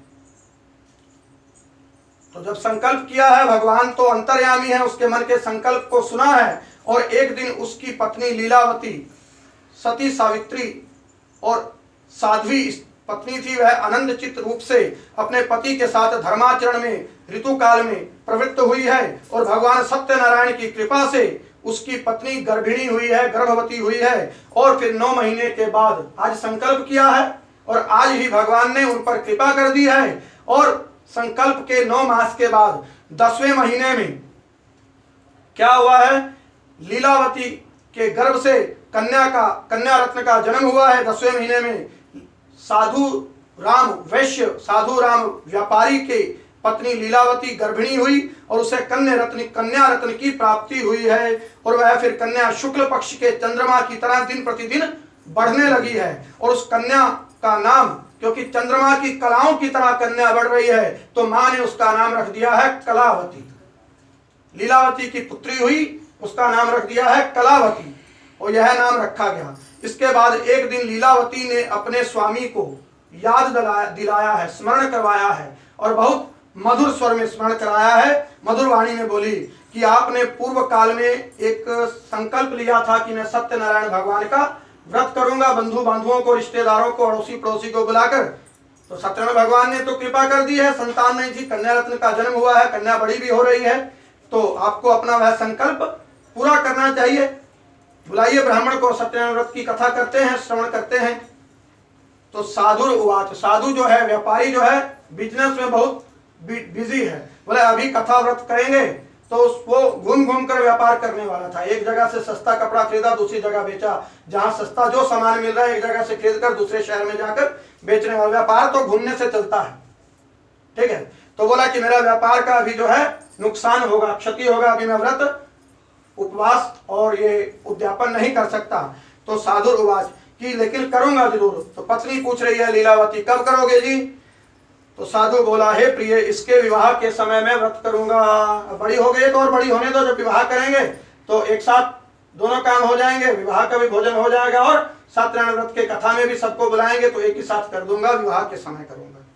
तो इस प्रकार अपनी पत्नी को भली भांति आश्वासन देकर वह व्यापार के लिए अपना दूसरे नगर में चला गया है। और इधर कन्या जो कलावती है, वो पिता के घर में खेलते कूदते बढ़ने लगी है। पहले काल में जो है लड़कियों का विवाह 6 साल, 7 साल, 8 साल की आयु में हो जाता था। तो 8 साल तक संकल्प करने के बाद भी उस साधु राम व्यापारी ने व्रत नहीं किया। कन्या 8 साल की हो गई है, कलावती बड़ी हो गई है। तो पहले 7 साल 8 साल में विवाह हो जाता था। सतयुग की एक कथा है। तो धर्मज्ञ साधु नगर में व्यापार करते करते हर साल आता था, देखता कन्या बड़ी हो रही है। तो 8 साल हो गए हैं। तो साधु अब व्यापार करके आया तो देख रहा है गली में बच्चे खेल रहे हैं। तो एक लड़की खेल रही है, बड़ी हो गई है। देख रहा है, पूछ रहा कौन है लड़की, और ये कौन? बोला आप ही की बेटी है। कौन है? बोला कलावती है। कहाँ रहती है? सामने के घर में रहती है। बोलो मेरा ही घर है। तो मेरी बेटी? बोला हाँ, इतनी बड़ी हो गई है बेटी है तो विवाह योग्य हो गई है। तो अब विवाह की चिंता होने लगी साधु राम व्यापारी को। तो सखियों के साथ क्रीड़ा करते हुए कन्या को देखा कि ये तो बड़ी हो गई, विवाह योग्य हो गई है। तो आपस में फिर वह अपनी पत्नी के साथ सलाह कर रहा है, मंत्रणा कर रहा है, कन्या के विवाह के लिए श्रेष्ठ वर को खोजना पड़ेगा। ऐसा कहकर उस व्यापारी ने अपने एक दूत को, अपने एक मित्र को अड़ोस पड़ोस के नगर में, दूसरे गांव में भेज दिया है कि जाओ कोई सुंदर वर मेरी कन्या के योग्य, हमारी जाति का देखिए, हम व्यापारी हैं, बनिए हैं, तो हमारी जाति का एक वर देखिए सुंदर। तो उसकी आज्ञा पाकर उसका दूत, साधु राम व्यापारी का दूत दूसरे नगर में गया है। नगर का नाम है कांचन नगर। और वहां पर एक और व्यापारी के पुत्र को देखकर आया है। और साधु ने उस वणिक पुत्र को सुंदर और गुणों से संपन्न देखा और अपनी जाति के बंधुओं बांधुओं के साथ संतुष्ट चित्त से विधि विधान से वणिक पुत्र के हाथ में कन्या दान कर दिया और कन्या का विवाह भी कर दिया है। और कन्या के विवाह में इतना बिजी हो गया, अभी भी सत्यनारायण व्रत की कथा करना भूल गया है। तो उस समय वह साधु वणिक दुर्भाग्यवश भगवान का यह उत्तम व्रत भूल गया और विवाह के समय में व्रत न करने से भगवान उस पर रुष्ट हो गए हैं। हरि जिसको दारुण दुख देही तिसके मति पहले हर लेही। भगवान जब हम पर रुष्ट होते हैं, नाराज होते हैं, ऐसा नहीं कि भगवान को नीचे आके हमें कष्ट देना पड़ता है। हरि जिसको दारुण दुख देही तिसके मति पहले हर लेही। भगवान जब हमें दुख देना चाहते हैं तो कैसे दुख देते हैं? भगवान नहीं आते आकर हमें धक्का दे देंगे, ऐसा भगवान का काम नहीं है। हरि क्या करते हैं? तिसके मति पहले हर ले, हमारी मति, हमारी बुद्धि का हरण कर लेते हैं। जहां हमारी बुद्धि का हरण करते हैं और हम उल्ट पुल्ट कुछ भी गलत कार्य करने लगते हैं, उसी से हमारा अपमान होता है, उसी से हमारा नुकसान होता है। और इसी प्रकार भगवान जो है हमें दुख दे सकते हैं। भगवान को दुख देने के लिए भगवान जब हम पर रुष्ट हों तो हमारी मति का, हमारी बुद्धि का हरण कर लेते हैं। हरि जिसको दारुण दुख देही तिसके मति पहले हर लेही। तो भगवान ने उसकी मति का हरण किया हुआ है। तो उस समय वह व्यापारी विवाह के समय व्रत न करने से भगवान उस पर रुष्ट हो गए और कुछ समय के पश्चात अपने व्यापार कर्म में कुशल वह साधु वणिक काल की प्रेरणा से अपने दामाद के साथ, अब दामाद को भी अपने बिजनेस पार्टनर बनाकर अपने साथ व्यापार कर रहा है। दामाद के साथ व्यापार करने के लिए समुद्र के समीप स्थित एक नगर में गया है। नगर का नाम है रत्नसारपुर। रत्नसारपुर नगर में गया है और वहां पर अपने श्री संपन्न दामाद के साथ व्यापार करने लगा। तदनंतर वे दोनों राजा चंद्रकेतु के रमणीय उस नगर में गए। रत्नसारपुर नगर में गए हैं, वहां का राजा है चंद्रकेतु राजा। तो चंद्रकेतु राजा के नगर में जाकर वहां दुकान वगैरह किराए पे लिया होगा, व्यापार वहां पर करने लगे हैं। जहां पर कस्टमर मिलेंगे वहीं पर व्यापारी लोग जाते हैं व्यापार करने के लिए। गांव में व्यापार नहीं चल रहा तो बड़े नगर में, बॉम्बे में चला गया, जैसे रत्नसारपुर नगर में चला गया। तो उसी समय भगवान सत्यनारायण ने उसे भ्रष्ट प्रतिज्ञा देखकर इसे दारुण और कठिन महान दुख प्राप्त होगा ऐसा श्राप दिया है भगवान ने उसे। एक दिन एक चोर राजा चंद्रपुर की नगरी में, रत्नसारपुर नगरी में एक चोर राजा चंद्रकेतु के महल में प्रवेश किया और वहां से राजा चंद्रकेतु के महल से कुछ धन संपत्ति को, सोना चांदी को चुराया है एक चोर ने और चुरा कर भागते हुए गया है। और जिस पोटली में उस धन संपत्ति को इकट्ठा किया है उस धन संपत्ति को एक चोर ने लेकर भाग रहा है और भागते हुए उससे अंधेरे में वो पोटली कहाँ गिर गई है, जहां पर वो दोनों साधु राम व्यापारी और उसका दामाद जहां रुके हुए हैं, सोए हैं, वहां पर उस चोर की वह धन संपत्ति की, सोने की मोहरों की वो पोटली गिर गई है। गिराई नहीं है, गिर गई है, वो भी भगवान के माया से ऐसा हुआ है। और अपने पीछे दौड़ते हुए दूतों को देखकर, और पीछे जो है राजा चंद्रकेतु के सिपाही आ रहे हैं, और चोर आगे भाग गया, देखा पोटली जहां वहीं गिरा दी, और जहां पर गिराई वहां पर वो ससुर दामाद साधुराम बनिया रुका हुआ है, और चोर आगे भाग गया, और सिपाही पीछे भागते हुए आ रहे हैं। तो वहां राजा के धन को देखा, वहां राजा के राजा के सिपाही वहां पर आए, देखे कि अरे हमारे धन की पोटली तो वहीं गिरी है। तो दूतों ने वणिक पुत्रों को, दोनों उन व्यापारियों को बांध लिया है, और बांध कर खुशी खुशी राजा के पास आ गए हैं कि अपने चोर को पकड़ लिया, खुश हैं इसलिए राजा हमें भी इनाम देगा। तो प्रभु हम ये इन दोनों चोरों को पकड़ आए हैं। राजा चंद्रकेतु के सिपाही चंद्रकेतु से बता रहे हैं राजा से, इन्हें देखकर आप आज्ञा दे, अब इनको कितने महीने की सजा देनी है। तो राजा चंद्रकेतु ने देखा कि ये चोर पकड़े गए हैं और मेरा धन संपत्ति जो चोरी करके गए थे वो वापस मिल गया है। तो राजा ने फिर भी आज्ञा दी है कि शीघ्र ही दोनों को दृढ़ता पूर्वक बांध दो। बांध कर तो लाए थे बोला, और अच्छे से इनको बांधो दृढ़ता पूर्वक, और इन्हें जेल में कारागार में डाल दो। भगवान सत्यदेव की माया से किसी ने उन दोनों की बात नहीं सुनी, और दोनों हाथ जोड़ के कह रहे हैं, ससुर दामाद साधुराम बनिया कह रहे कि हमने चोरी नहीं की, हम तो रुक रहे हैं, हम तो यहाँ के हैं भी नहीं, हम दूसरे शहर से आए हैं और यहाँ रुके हैं, व्यापार कर रहे हैं, हमारे पास अपना व्यापार का सामान इतना है, ये तो कोई चोर गिरा गया है। और उसकी बात को कोई राजा और राजा का सिपाही, कोई वकील सुन नहीं रहा है, और दोनों को जेल में डाल दिया है, कारागार में डाल दिया है। और राजा चंद्रकेतु ने उन दोनों के पास जो अपना धन संपत्ति था, उनके जेब में जो उनकी पॉकेट मनी है वो भी छीन ली है कि ये भी तुम कहीं से चुरा के लाए होगे। राजा ने अपना धन भी ले लिया, और उसका जो अपना कमाया हुआ साधुराम बनिक का धन था वो भी ले लिया। उसकी बात कोई सुन नहीं रहा है। और भगवान के शाप से वणिक के घर में, और वहां क्या हो रहा है, जहां पर उसकी पत्नी रह रही है, वणिक के व्यापारी के घर में उसकी पत्नी भी अत्यंत दुखी है। उसके घर में भी कोई चोर आया, उनका भी सारा घर का सामान चोरी करके ले गया। यहाँ जो ये कमाने गए थे, इनका जो कमाया हुआ धन है वो भी चोरी हो गया, जेल में भी बंद कर दिया। और वहां उनके गांव में जो पत्नी है और पुत्री है, उनका जो घर में संपत्ति है, कोई चोर आया, उनके भी चोरी करके ले गए, वो भी वहां पर कंगाल हो गए हैं। और ये यहाँ पर जेल में बंद हैं, ससुर दामाद दोनों।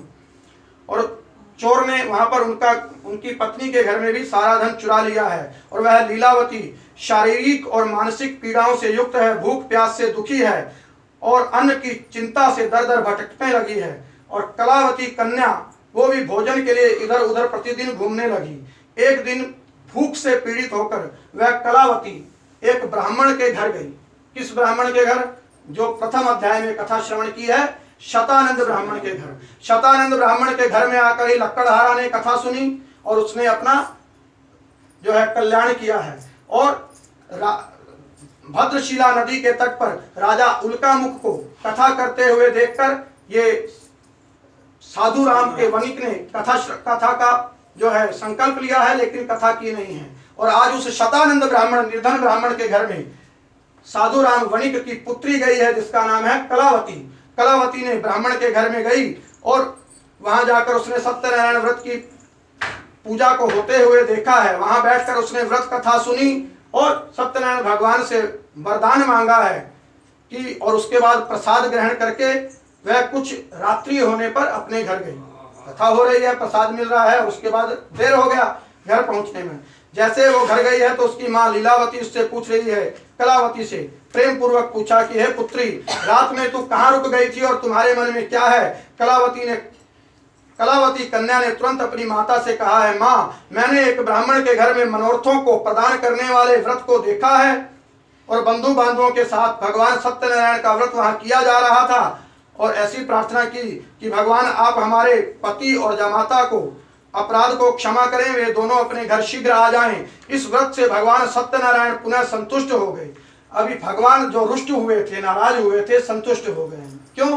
क्योंकि पहले पिता ने संकल्प किया था, आज पुत्री ने संकल्प कर लिया है कि मेरा पति भी वापिस आ जाए, मेरे पिता भी सकुशल वापिस आ जाएं। जैसी व्रत कथा ब्राह्मण के घर में हो रही थी, मैं सत्यनारायण भगवान से यह संकल्प करती हूँ कि मेरे पिता और पति दोनों आ जाएं, तो मैं सत्यनारायण भगवान का व्रत करूंगी। ऐसा संकल्प मात्र किया है, और भगवान प्रसन्न हो गए। जिस पुत्री को प्राप्त करने के लिए संतान नहीं थी, साधु राम वणिक व्रत का संकल्प कर रहा था, वो पुत्री हो गई, फिर उसका विवाह हो गया है। अब विवाह होने के बाद आज वो पुत्री संकल्प कर रही है कि मैं सत्यनारायण भगवान का व्रत करूंगी। तो भगवान प्रसन्न हुए हैं, और भगवान प्रसन्न हुए तो क्या किया, अब भगवान ने कहा कि उन्हें तो जेल में बंद करवा दिया वहां चंद्रकेतु राजा की नगरी में, उन्हें आजाद करवाना पड़ेगा। तो भगवान स्वप्न में गए हैं। किसके स्वप्न में? राजा चंद्रकेतु के स्वप्न में गए। और स्वप्न, भगवान ने जब किसी को कुछ मैसेज देना होता है, आजकल मैसेज देना तो हम व्हाट्सएप कर देते हैं। रामचरितमानस में हम पढ़ते हैं, हनुमान जी को अंगूठी देकर भेज दिया, जाओ सीता मैया कहाँ है। वो गए, समुद्र पार करके गए, लंका में गए, सीता मैया भी मिल गई। अंगूठी भी उसे देना था। अशोक वृक्ष के ऊपर हनुमान जी बैठे हैं, तो राम जी को पता चल गया, दूत वहां पर पहुंच गया है, मेरी अंगूठी राम मुद्रिका लेकर सीता मैया को देने वाला है। और राम जी सोचे, इसको तो मैं आगे का जॉब लिस्ट दिया नहीं, आगे के काम तो बताया नहीं, आगे लंका दहन करना है रावण को और उसकी सेना को, राक्षसों को थोड़ा डरा धमका कर आना है कि हम अकेले नहीं है, हमारे साथ वानर सेना है। रावण का जो बल है, उसके बल के उसको गर्व था। तो राम जी ने सोचा कि अपने दूत को, हनुमान जी को ये तो मैंने कहा ही नहीं था कि वहां पर लंका का दहन कर देना और वहां के राक्षसों को थोड़ा उठापटक करना, मारना थोड़ा सा, तो बोले ये तो बोला नहीं था, व्हाट्सएप जमाना नहीं है, व्हाट्सएप कैसे करें। तो भगवान के पास क्या होता है, जब संदेश देना होता है भगवान स्वप्न के द्वारा देते हैं। तो बोले कि अब ये तो सोता नहीं है हनुमान जी, राम काज कीने बिनो मोहि कहाँ विश्राम। हनुमान जी का संकल्प था, जब तक राम जी का काम नहीं हो जाएगा मैं सोऊंगा नहीं, विश्राम नहीं करूंगा। राम काज कीने बिनु मोहि कहाँ विश्राम। तो राम जी सोचे सोएगा नहीं तो उसको स्वप्न कैसे दिखाऊंगा। और लंका में बोले कि कोई और मेरा राम भक्त हो तो उसके स्वप्न में जाऊं, रावण के सपने में जाके थोड़ी कहेंगे कि तेरी लंका को जलाना है। तो राम जी ने योग माया से देखा है, समुद्र के इस पार बैठे हैं और समुद्र के उस पार लंका में रावण की अशोक वाटिका में पेड़ के ऊपर हनुमान जी बैठे हैं। राम जी सोच रहे हैं मैसेज कैसे पहुंचाऊं, व्हाट्सएप कैसे करूं। तो राम जी ने योग माया से देखा कि लंका में मेरे दो भक्त हैं, एक विभीषण है और एक त्रिजटा है। त्रिजटा नाम राक्षसी एका, राम चरण रति निपुण विवेका। राम जी के चरणों में उसकी रति है। तो राम जी ने कहा मिल गया भक्त। राम जी ने, त्रिजटा अपने घर में सोई हुई है, सीता यहाँ अशोक वाटिका में बैठी है। राम जी ने कहा सपना तो 2 मिनट में पहुंच जाता है, व्हाट्सएप से पहले सपना पहुंच जाता है। राम जी तुरंत सपने में गए और स्वप्न में जाकर राम जी ने दर्शन नहीं दिया, त्रिजटा को यह दर्शन हुआ कि लंका में कोई वानर आया है और 10 बातें 1 सेकंड में सपने में दिखा दी। पहली बात दिखाई, समय नहीं है, कि लंका का दहन करना है और राक्षसों को मारना है, अशोक वाटिका को उजाड़ना है, सीता को लेने के लिए राम जी आ रहे हैं, रावण हार गया है। ये सपना सब त्रिजटा ने देख लिया, 10 बातें देखी। रावण हार गया है, मुंडित सिर खंडित कुछ बीसा, यही विदिशो दक्षिण दिश जाई, और लंका मनहु विभीषण पाई, लंका को विभीषण प्राप्त कर लेगा राजा भाई। ऐसे 10 बातें राम जी ने तुरंत त्रिजटा के सपने में व्हाट्सएप पहुंचा दिया। त्रिजटा उठी आधी रात को, उठकर भागी भागी आई, उसकी ड्यूटी लगी थी, वो हेड सिक्योरिटी गार्ड थी। राक्षसियां सीता मैया को डरा रही थी, दिन रात डराती थी। तो त्रिजटा भागी भागी है, बोले डराओ डराओ मत इसको, सीता सेव करे हित अपना, सीता मैया की सेवा करो, डराओ मत, और अपना हित चाहते हो तो। बोले क्यों, क्या हो गया। बोले कि सपने वानर लंका, मेरे सपना देखा है, सपने वानर लंका जारी, जातु धान सेना सब मारी, खर आरूढ़ नगंधर सीसा, मुंडित सिर खंडित भुज बीसा, यही विधि सो दक्षिण दिश जाए, लंका मनहु विभीषण पाई। सारी 10 बातें बता दी कि लंका में कोई वानर आ गया है। हनुमान जी ऊपर बैठे हैं अशोक पेड़ पर।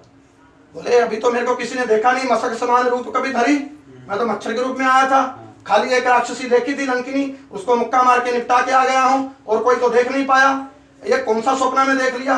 बड़े यहाँ के लोग मायावी हैं, सपने में इनको पता लग जाता है कि वानर आ गया है। तो सपने वानर लंका जारी, जातु धान सेना सब मारी। हनुमान जी के पास मैसेज पहुंच गया व्हाट्सएप। कैसे पहुंचा, स्वप्न के माध्यम से। त्रिजटा को स्वप्न आया है, तो हनुमान जी नोट कर रहे हैं कि लंका में सपने वानर लंका जारी, वानर ने लंका जलानी है, जातु धान सेना सब हमारी, सारी सेना को मारना है। तो जॉब लिस्ट ऐसे, तो भगवान जो है स्वप्न के माध्यम से भी भक्तों का कल्याण करते हैं। तो राजा चंद्रकेतु के स्वप्न में सत्यनारायण भगवान आए हैं।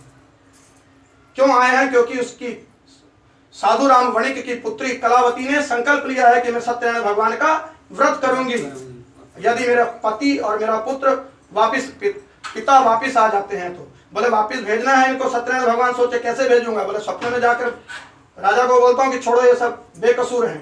तो सत्यनारायण भगवान जो है उस राजा के स्वप्न में आए हैं और आकर राजा चंद्रकेतु से कह रहे हैं कि दोनों वणिकों को छोड़ दो और जो धन इनसे लिए हो वो सारा धन इन्हें वापस दे दो जो तुम इनसे ले चुके हो, अन्यथा मैं तुम्हारे राज्य का धन एवं पुत्र सहित तुम्हारा सर्वनाश कर दूंगा। ये भगवान आकर चंद्रकेतु राजा के स्वप्न में कह रहे हैं। तो राजा उठा है प्रातः काल, स्वप्न में ऐसा कहकर सत्यनारायण भगवान अंतर्ध्यान हो गए। प्रातः काल राजा उठा, अपनी मीटिंग किया है सभासदों की और सभा के मध्य बैठकर अपना स्वप्न सुना रहा है लोगों को कि मुझे भगवान का स्वप्न आया है, इन दोनों बंदी वणिक पुत्रों को, व्यापारियों को शीघ्र छोड़ो, जल्दी मुक्त कर दो। और राजा की ऐसी बात सुनकर राजपुरुषों ने, सिपाहियों ने उन दोनों महाजनों को, व्यापारियों को बंधन मुक्त किया है, राजा के सामने लाए हैं। विनय पूर्वक बोले हैं कि महाराज बेड़ी बंधन से मुक्त होकर दोनों की दाढ़ी बढ़ गई थी, तो दाढ़ी मुंह शेविंग करके बंधन मुक्त करके वणिक पुत्रों को लाया गया। इसके बाद दोनों महाजन वणिक पुत्रों ने नृपश्रेष्ठ चंद्रकेतु राजा को प्रणाम किया और अपना पूरा वृत्तांत सुनाया कि हमारे साथ जो आपने हमें यहाँ बंदी बनाया था, क्या हुआ था। एक चोर आया था, वो अपना गठरी जो बांध कर लाया था वो फेंक दिया था और तुम्हारे सिपाहियों ने हमें जो है गिरफ्तार कर लिया है। तो राजा ने उन दोनों की बात सुनी और इसके बाद दोनों वणिक पुत्रों ने नृपश्रेष्ठ चंद्रकेतु को प्रणाम किया है, सारा वृत्तांत सुनाया है और फिर राजा कुछ ना बोल सका। राजा ने वणिक पुत्रों को देखकर आदर पूर्वक कहा है कि आप लोगों को प्रारब्धवश, दुर्भाग्यवश महान दुख प्राप्त हुआ है, इस समय अब कोई और भय नहीं है। ऐसा कहकर उनकी बेड़ी खुलवाकर, क्षौर कर्म, शेविंग आदि करवाकर बढ़िया राजकुमार बनाकर राजा ने उन्हें वस्त्र दिए, अलंकार दिए, गिफ्ट दिए, तोहफे दिए हैं। उन दोनों वणिक पुत्रों को संतुष्ट किया है और फिर आनंदित करके पहले जो उनसे धन लिया था उससे दुगना धन उन्हें देकर तदनंतर राजा ने पुनः उनसे कहा है कि हे वणिक पुत्र साधु, अब आप दोनों अपने घर को जाएं। राजा को प्रणाम करके आपकी कृपा से हम जा रहे हैं, ऐसा कहकर दोनों महावैश्य अपने घर को प्रस्थान करते हैं। इति श्री स्कंद पुराणे रेवा खंडे श्री सत्यनारायण व्रत कथायाम तृतीयो अध्याय संपूर्ण। बोले सत्यनारायण भगवान की जय। श्रीमन्नारायण नारायण नारायण सत्यनारायण नारायण नारायण लक्ष्मी नारायण नारायण नारायण। बोले सत्यनारायण भगवान की जय। सत्यनारायण व्रत कथा के अंतर्गत चौथे अध्याय में प्रवेश करते हैं। चौथे अध्याय में भगवान के प्रसाद को अवहेलना करने का क्या परिणाम होता है, असत्य भाषण, झूठ बोलने का क्या परिणाम होता है, वह बताया है। सूत जी उवाच, सूत जी बोल रहे हैं कि हे सूत जी बोले कि वह साधु वणिक मंगलाचरण करके ब्राह्मण आदि का धन देकर उनके नगर को चल पड़े। साधु के कुछ दूर जाने पर भगवान सत्यनारायण की जिज्ञासा हुई। अब भगवान ने बोला इनको मुक्त तो करवा दिया है, भगवान को जिज्ञासा हुई कि इनका जाके थोड़ी परीक्षा लेता हूं कि अभी सच बोल रहे हैं कि कुछ झूठ अभी बचा है कि नहीं। हाँ। तो भगवान सत्यनारायण ने एक, जैसे प्रथम अध्याय में सुना कि वृद्ध निर्धन ब्राह्मण के पास क्या बनकर गए, व्यापारी बनकर गए, बूढ़ो ब्राह्मण बनकर द्विज को उपदेश दियो, और अभी दंडी स्वामी बनकर आए हैं। बाल नहीं है, सत्यनारायण भगवान टकला होकर मुंडन करवा के डंडा हाथ में लेकर दंडी स्वामी बनकर घूमने वाले दंडी स्वामी, दंडी सन्यासी बनकर आए हैं उस नदी के किनारे, जिस नदी में नाव से साधु राम वणिक जा रहा है और उसकी नाव चलते चलते उसके नगर तक नदी के रास्ते से आ गई है और उसके नगर में अभी वो नाव किनारे पर आई है। वहां से फिर गांव में चल कर जाएगा और दंडी स्वामी वहां पर पहुंच गए हैं और साधु आकर उस साधु राम नाम के वणिक से, व्यापारी से क्या पूछ रहे हैं कि हे वणिक तुम्हारी, हे बनिया, हे व्यापारी तुम्हारी नाव में क्या भरा है। तो तब धन के मद, वो तो बहुत धन कमा के आया था व्यापारी और राजा ने भी दुगना करके उसको जो है धन दिया था और धन के मद में चूर होकर दोनों व्यापारी उस दंडी स्वामी की अवहेलना कर रहे हैं, अपमान कर रहे हैं और हंसते हुए उसे जवाब दे रहे हैं। उत्तर क्या दे रहे हैं कि हे दंडी स्वामी, आप क्यों पूछ रहे हो कि हमारी नाव में क्या है? आप हमसे कुछ छीनना चाहते हो, कुछ मांगना चाहते हो, कुछ लेना चाहते हो? क्यों पूछ रहे हो नाव में क्या है? हमारी नाव में कुछ नहीं है, हमारी नाव में पत्ते भरे हैं, घास भरा है। लता पत्ते भरे हैं और कुछ नहीं है हमारे पास। ऐसे निष्ठुर वाणी सुनकर दंडी स्वामी ने कहा चलो ठीक है, आप जो कह रहे हो वही होगा, आपकी वाणी सत्य हो, तथास्तु, जो आप कह रहे हो आपकी वाणी सत्य हो। ऐसा कहकर दंडी स्वामी अंतर ध्यान नहीं हुए हैं, थोड़ा दूर जाकर पता है कि अभी ये जाकर देखेंगे इनकी वाणी सत्य हो जाएगी। नाव में सोना चांदी धन संपत्ति सब गायब, और जो बोले कि हमारी नाव में घास पत्ते फूस हैं, तो नाव में तो वही हो जाएगा, फिर रोएंगे तो फिर मुझे याद करेंगे, फिर वैकुंठ लोक से वापिस आना पड़ेगा। दंडी स्वामी वहीं कोने में बैठ गए कि थोड़ा देखने हैं तमाशा क्या होता है। तो दंडी स्वामी जो है भगवान कुछ दूर जाकर समुद्र के समीप बैठ गए हैं। दंडी के चले जाने पर नित्य क्रिया के पश्चात अपनी नाव को देख रहे हैं, थोड़ी हल्की लग रही है। उतरी हुई नाव देखकर, नौका को देखकर साधु वणिक अत्यंत आश्चर्य में पड़ गया और उस नाव में जाकर देखा क्या है, तो खाली लता पत्ते घास फूस देखकर साधु राम वणिक व्यापारी जो है मूर्छित हो गया, कोमा में चला गया, बेहोश हो गया है, पृथ्वी पर गिर पड़ा। और थोड़ा सा सचेत हुआ, जब थोड़े सा होश आया है, सचेत हुआ है, तो चिंतित हो गया। तब उसके दामाद ने उसे कहा कि आप शोक क्यों कर रहे हो, ये लगता है वो जो दंडी स्वामी आए थे ना, वो कुछ श्राप देकर गए हैं।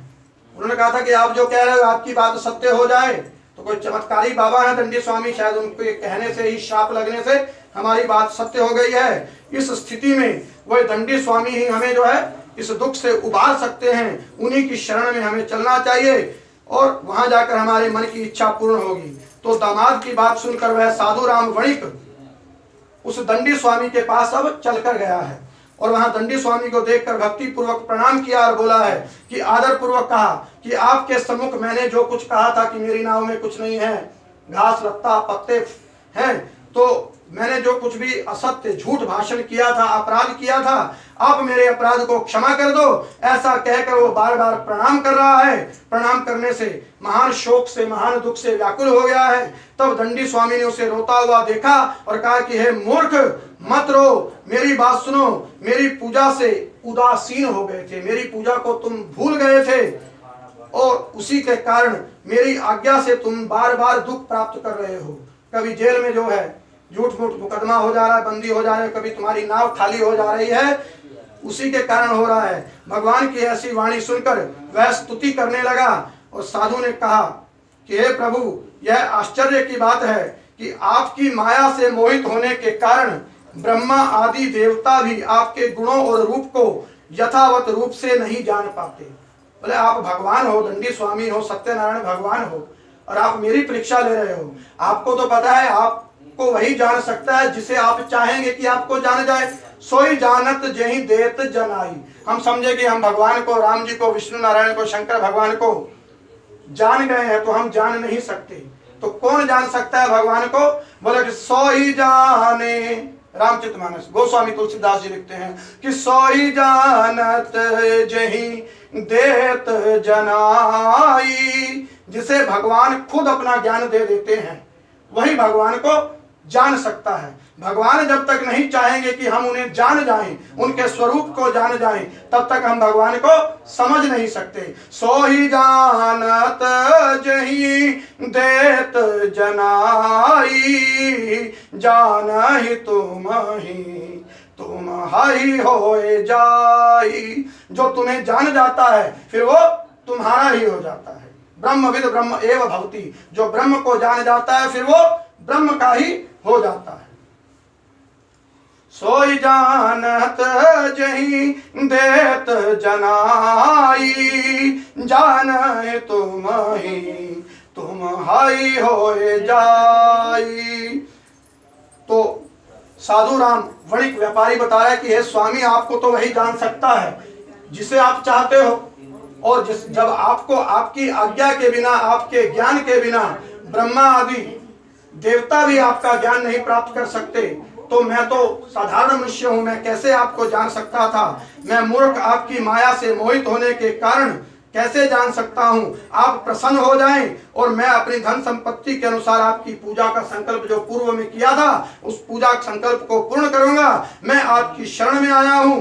मेरे नौका में जो पुराना धन था मेरा, वो सब मेरी रक्षा करें प्रभु। तो उस वणिक की व्यापारी की भक्ति युक्त वाणी सुनकर भगवान जनार्दन, भगवान सत्यनारायण प्रसन्न हुए हैं, संतुष्ट हुए हैं। भगवान हरि उसे अभीष्ट वरदान प्रदान करके वहां से अब अंतर ध्यान हो गए हैं। और उसके बाद वह साधु वणिक अपनी नौका में जाकर देखता है तो धन धान्य से परिपूर्ण उसकी नौका हो गई है। तो भगवान सत्यदेव की कृपा से अब हमारा मनोरथ सफल हो गया है, ऐसा कहकर स्वजनों के साथ, अपने परिवारजनों के साथ भगवान की विधिवत पूजा की। भगवान सत्यनारायण की कृपा से वह आनंद से परिपूर्ण हो गया और नाव को यत्न पूर्वक संभाल कर अपने देश के लिए प्रस्थान किया। और साधु वणिक ने अपने दामाद से कहा, वह देखो अब हमारी रत्नपुरी नगरी आ गई है। और इसके बाद उसने अपने धन के रक्षक दूत को अपने आगमन का समाचार देने के लिए नगरी में भेजा है।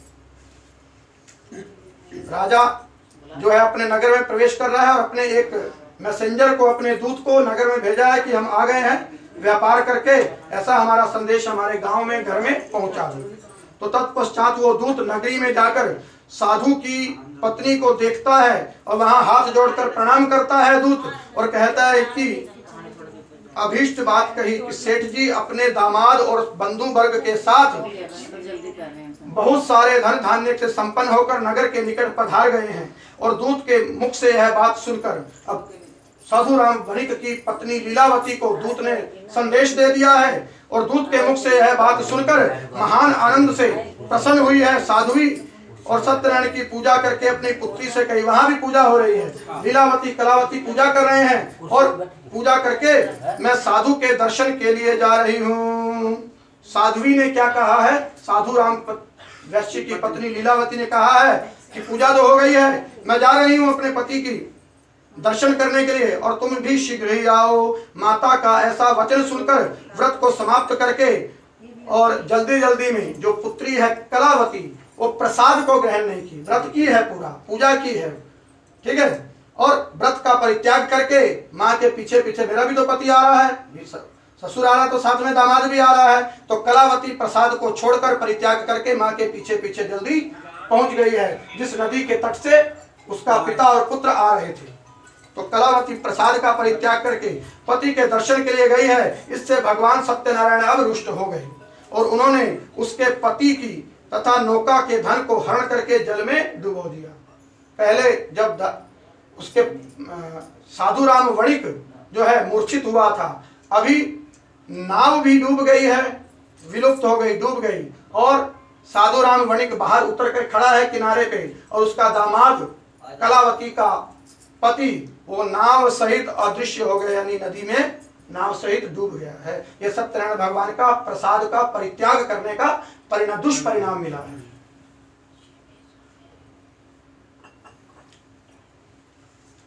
तो इसके बाद कलावती कन्या वहां पर पहुंची है, नदी तट पर प्रसाद परित्याग करके आई थी, तो अपने पति को तो नहीं देखा, नहीं देखने से महान शोक से रुदन करती है, रोती है, पृथ्वी पर गिर पड़ी, और नाव का अदर्शन कन्या को अत्यंत दुखी देखकर भयभीत होकर मन से साधु राम वणिक ने सोचा कि ये क्या आश्चर्य हो गया। नाव संचालन करने वाला भी सभी चिंतित हो गए, और उसके बाद लीलावती भी कन्या को देखकर दुखी हुई और अत्यंत दुख से प्रलाप करने लगी, और अपने पति से इस प्रकार बोली कि अभी अभी नौका के साथ वह दामाद कैसे विलुप्त हो गया, और न जाने किस देवता की उपेक्षा से नौका भी हरण हो गई, अथवा सत्यनारायण भगवान के महात्म्य को कौन जान सकता है। ऐसा कहकर वह स्वजनों के साथ विलाप करने लगी, और कलावती कन्या को गोद में लेकर लीलावती अब रो रही है, और कलावती कन्या भी अपने पति के नष्ट हो जाने पर दुखी हो गई, और पति की वहां पर पादुका पड़ी थी, चरण पादुका पड़ी है, चप्पल पड़ी है, उसको लेकर उसका अनुगमन करने लगी, और मन में निश्चय करने लगी क्या पति तो डूब ही गया है मेरा। तो उसकी पादुका उठाई और बोली मैं भी पति के साथ गोविंदाय नमो नमः, मैं भी डूब जाऊं, ऐसा संकल्प करने लगी। तो पति का अनुगमन करने लगी। तो कन्या के इस प्रकार के आचरण को देखकर पत्नी सहित वह साधु राम व्यापारी अत्यंत शोक संतप्त हो गया, और सोचने लगा या तो सत्यनारायण भगवान ने नौका का और दामाद का अपहरण किया है, और अथवा हम सभी भगवान सत्यदेव की माया से मोहित हो गए हैं, अपनी धन शक्ति के अनुसार मैं अभी भगवान सत्यनारायण की पूजा करूंगा, सभी को बुलाकर इस प्रकार कहकर उसने अपने मन की इच्छा प्रकट की और बारंबार भगवान सत्यनारायण को दंडवत प्रणाम किया है। और दीनों के परिपालक सत्यनारायण भगवान प्रसन्न हुए हैं और भक्त वत्सल सत्यनारायण भगवान ने कृपा पूर्वक प्रकट होकर कहा है, आकाशवाणी के द्वारा कहा है भगवान ने क्या कि हे साधु राम व्यापारी, तुम्हारी कन्या प्रसाद को छोड़कर अपने पति को देखने के लिए चली आई है और निश्चय ही इसी कारण उसका पति विलुप्त हो गया है। यदि यह घर जाकर पुनः प्रसाद को ग्रहण करेगी और यहाँ आएगी तो इसके पति का पुनः इसे दर्शन प्राप्त होगा। तुम्हारी पुत्री अपने पति को पुनः प्राप्त करेगी, इसमें कोई संशय नहीं है। तो कन्या कलावती उस आकाश मंडल से आकाशवाणी को सुनकर शीघ्र दौड़ी है, घर में गई है, अपने प्रसाद को ग्रहण किया है और अपने वापिस आई है नदी तट पर और स्वजनों सहित अपने पति को वहां पर प्रकट देखा है। और तब कलावती कन्या ने अपने पिता से कहा है, चलो अब शीघ्र घर चलते हैं, विलंब क्यों कर रहे हैं, देर क्यों कर रहे हैं। कन्या की यह बात सुनकर वणिक पुत्र संतुष्ट हो गया, विधि विधान पूर्वक भगवान सत्यनारायण का पूजन करके तथा बंधु बांधवों के साथ अपने घर गया है। और तदनंतर पूर्णिमा तथा संक्रांति के पर्वों पर भगवान सत्यनारायण का पूजन करते हुए इस लोक में सुख भोग कर फिर वह सत्यपुर अर्थात वैकुंठ लोक में चला गया। तो पूर्णिमा को व्रत क्यों करते हैं? प्रत्येक संक्रांति पर और प्रत्येक पूर्णिमा के दिन, ये पूर्णिमा का दिन था जिस दिन उसको अपना वापिस पति मिला है, तो प्रत्येक पूर्णिमा को साधु राम व्यापारी व्रत करता था, वही परंपरा संसार में चल पड़ी। तो हम भी अभी पूर्णिमा के दिन ही व्रत करते हैं। नहीं तो सूत जी ने शौनक आदि ऋषियों को जो बताया है कि यह व्रत यस्मिन कस्मिन दिने मृत्युः कुर्वन्ति, जिस किसी दिन भी मनुष्य लोग कर सकते हैं। लेकिन क्योंकि ये इस कथा का जो अंतिम पड़ाव है, साधु राम वणिक ने जो ये कथा की है, इसके बाद एक कथा छोटी सी और है गोप गणों की कथा, ग्वालों की, तो ये पूर्णिमा के दिन हुई है, इसलिए हम लोग भी पूर्णिमा के दिन व्रत कथा करते हैं। इति श्री स्कंद पुराणे रेवा खंडे सत्यनारायण व्रत कथायाम चतुर्थो अध्याय संपूर्ण। बोले सत्यनारायण भगवान की जय। श्रीमन नारायण नारायण नारायण सत्यनारायण नारायण नारायण स्वामी नारायण नारायण नारायण। सत्यनारायण व्रत कथा के अंतर्गत 4 अध्याय हमने सुने। 5वें अध्याय में राजा तुंगध्वज की कथा है और गोप ग्वालों की कथा है। सूत जी उवाच, सूत जी बोल रहे हैं शौनक आदि ऋषियों से क्या कि हे ऋषियों सुनो, इसके बाद अब मैं तुम्हें दूसरी अगली कथा बता रहा हूं, आप लोग सुने। अपनी प्रजा का पालन करने में दक्ष एक राजा था जिसका नाम था राजा तुंगध्वज। दो राजाओं की कथा इसमें है। पहले जो कथा सुनी है वह राजा उल्कामुख की कथा सुनी, वह धर्मपरायण राजा था। अभी जिस राजा की कथा सुनने जा रहे हैं तुंगध्वज राजा, इसका व्यवहार थोड़ा अलग है। ये धर्म कर्म करता तो है लेकिन अभिमानी है, घमंडी है, इसे अपने धन और पद का बहुत अभिमान है, बहुत घमंड है। इस राजा का नाम क्या है? तुंगध्वज राजा। तो तुंगध्वज राजा शिकार करने के लिए, वो जो उल्कामुख राजा था वो भद्रशिला नदी के तट पर व्रत करने के लिए गया था, कथा करने के लिए, पूजन करने के लिए गया था। और ये राजा जो है 5वें अध्याय में तुंगध्वज राजा, ये शिकारी राजा है। ये वन में पूजा पाठ करने नहीं गया है, ये क्या करने गया है? क्षत्रिय लोगों का कर्म है शिकार करना, ताकि उनकी जो विद्या है ना, धनुर्विद्या, वो बनी रहे। शिकार नहीं करेंगे धनुर्विद्या भूल जाएगी। तो शिकार करने के लिए राजा तुंगध्वज वन में गया है और शिकार किया है। तुंगध्वज राजा वन में गया है तो उसने राजा जो है तुंगध्वज राजा वन में गया है और उसने देखा वहां पर बहुत से पशुओं का शिकार करके राजा तुंगध्वज अपने घोड़े पर घूम रहा है। वहां पर देखा एक पेड़ के नीचे कुछ ग्वाले बैठे हैं, कुछ यादव बंधु बैठे हैं, गोप ग्वाल बैठे हैं और सत्यनारायण भगवान का कदली का जो है छाया बनाकर, केले के छाया बनाकर मूर्ति रख के पूजा कर रहे हैं, व्रत कर रहे हैं, सत्यनारायण की आरती कर रहे हैं, भजन कर रहे हैं। तो ये शिकार करके राजा आया, देखा कि गोप ग्वाल वहां पर पूजा कर रहे हैं। तो ग्वालों ने उसने देखा कि गोपगण बंधु बांधव के साथ संतुष्ट होकर भक्ति पूर्वक भगवान सत्यदेव की पूजा कर रहे हैं। राजा यह देखकर अहंकारवश उन ग्वालों के पास नहीं गया। भाई ग्वालों को प्रणाम थोड़ी करना है, वहां जो भगवान की प्रतिष्ठा की गई है, प्रतिमा मूर्ति स्थापित है, वहां प्रणाम करो। तो भगवान को तो मानता है, लेकिन बोले तो गरीब लोग हैं, ग्वाले लोग हैं, जंगली लोग हैं, पूजा कर रहे हैं। वहां पर अपने अहंकार के कारण ये तुंग ध्वज राजा गया नहीं है। देखा है कि पूजा हो रही है तो प्रणाम करने भी नहीं गया, क्योंकि इसे अहंकार है।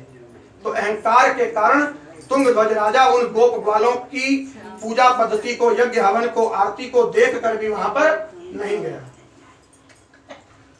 और शिकार करके भगवान और अहंकार के वश वहां पर नहीं गया और भगवान सत्यनारायण को प्रणाम भी नहीं किया। इसके बाद वह सभी गोपगण भगवान का प्रसाद, वह दूर खड़ा है राजा, तो गोप ग्वालों ने देखा है राजा तो प्रणाम करने भी नहीं आ रहा, आरती लेने भी नहीं आ रहा, तो गोप ग्वाल प्रसाद लेकर दोना में, पत्ते के दोने में उस राजा के पास गए हैं और राजा को प्रसाद दिया है।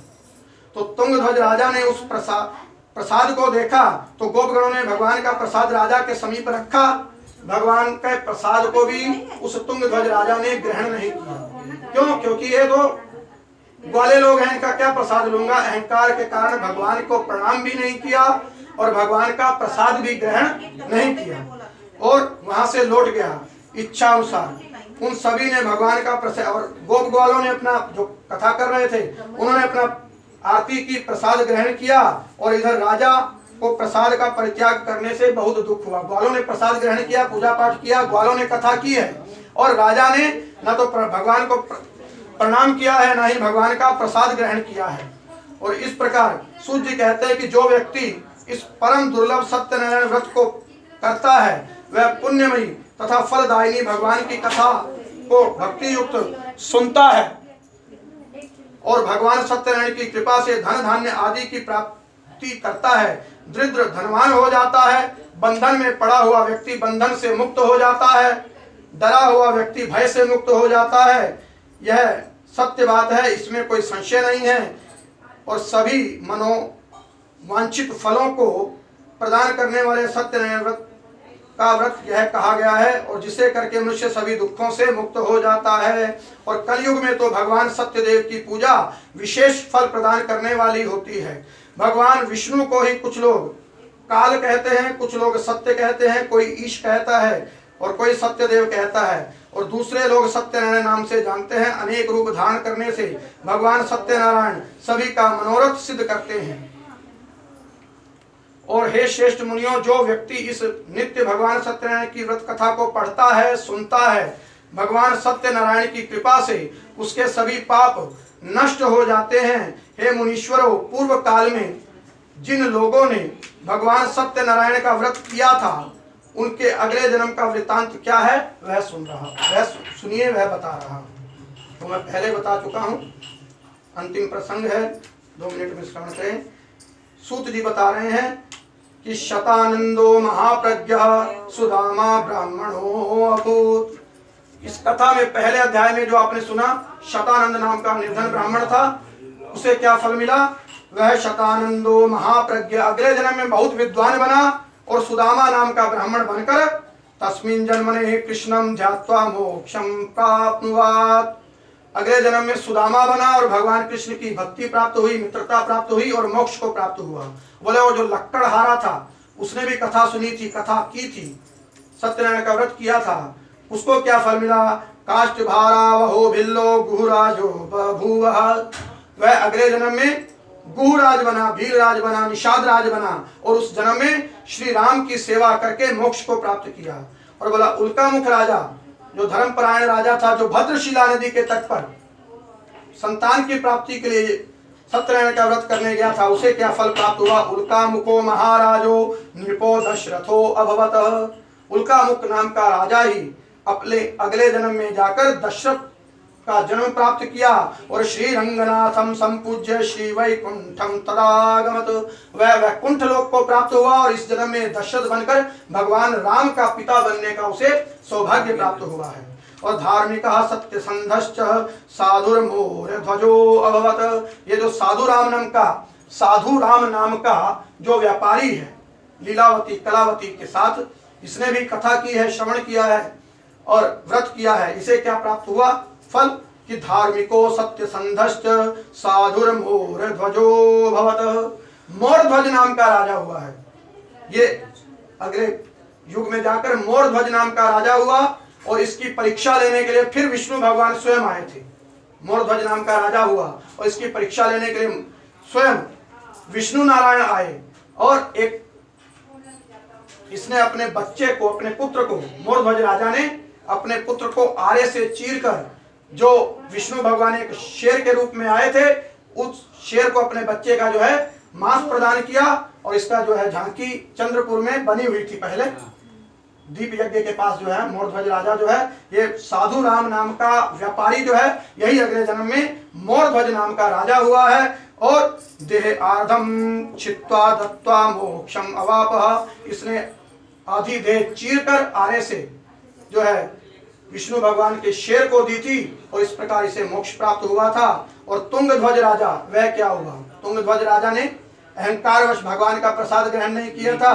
तुंगध्वज महाराजो स्वयंभु मनु अभवतः, वह स्वयंभु नाम का मनु बना। मनु हुए ना, मनु और शत्रुपा जिसकी हम संतान हैं। ये सृष्टि किससे चल रही है? मनु और शत्रुपा जिससे भई है सृष्टि अनूपा। तो स्वयंभू नाम का मनु कौन बना? यह तुंगध्वज नाम का राजा ही स्वयंभू मनु बना है और इसने भी वैकुंठ प्राप्त किया है। और जो गोप ग्वाल तुंगध्वज राजा को जो प्रसाद देने गए थे, कथा कर रहे थे, वो गोप ग्वाल, उनको क्या फल मिला? भूत्वा गोपाश्च ते सर्वे ब्रजमंडल से वासिनः, वे सभी गोप अगले जन्म में द्वापर युग में जाकर द्वारा ग्वाले ही बन गए, लेकिन साधारण ग्वाले नहीं बने। इस जन्म में भी ग्वाले थे, सत्यनारायण की पूजा कर रहे थे और भगवान टिक नहीं रहे थे, मूर्ति की पूजा कर रहे थे। अगले जन्म में भगवान ने कहा कि मैं तुम्हारे साथ, तुम ग्वाले बने हो तो मैं भी तुम्हारे साथ ग्वाला बनकर खेलूंगा। और सत्यनारायण भगवान द्वापर युग में इन ग्वालों के साथ ग्वाला बनकर खेले हैं, ब्रज बिहारी बनकर, वृंदावन बिहारी बनकर। तो ये सभी गोप ग्वाल भगवान के मित्र बने हैं। और निहत्य राक्षसान सर्वान गोकुलम तदाययौ, और इनके साथ सभी राक्षसों का संहार करके भगवान ने इन्हें अपना स्वरूप दिखाया है। और इस प्रकार भगवत संबंधी संपूर्ण कार्यों का अनुष्ठान करके वैकुंठ लोक को ये ग्वाले प्राप्त हुए। और जो गोपगण थे जन्मांतर में ब्रजमंडल में निवास करने वाले गोप ग्वाल हुए थे और भगवान का उन्हें साक्षात धाम प्राप्त हुआ है, वे गोलोक को प्राप्त हुए हैं। इति श्री स्कंद पुराणे रेवा खंडे श्री सत्यनारायण वत कथायां पंचमो अध्यायः संपूर्णः। बोले सत्यनारायण भगवान सत्यनारायण नारायण नारायण श्रीमन्नारायण नारायण नारायण लक्ष्मी नारायण नारायण नारायण। बोले सत्यनारायण भगवान की जय। आप हाथ में थोड़ा सा चावल ले लीजिए। आप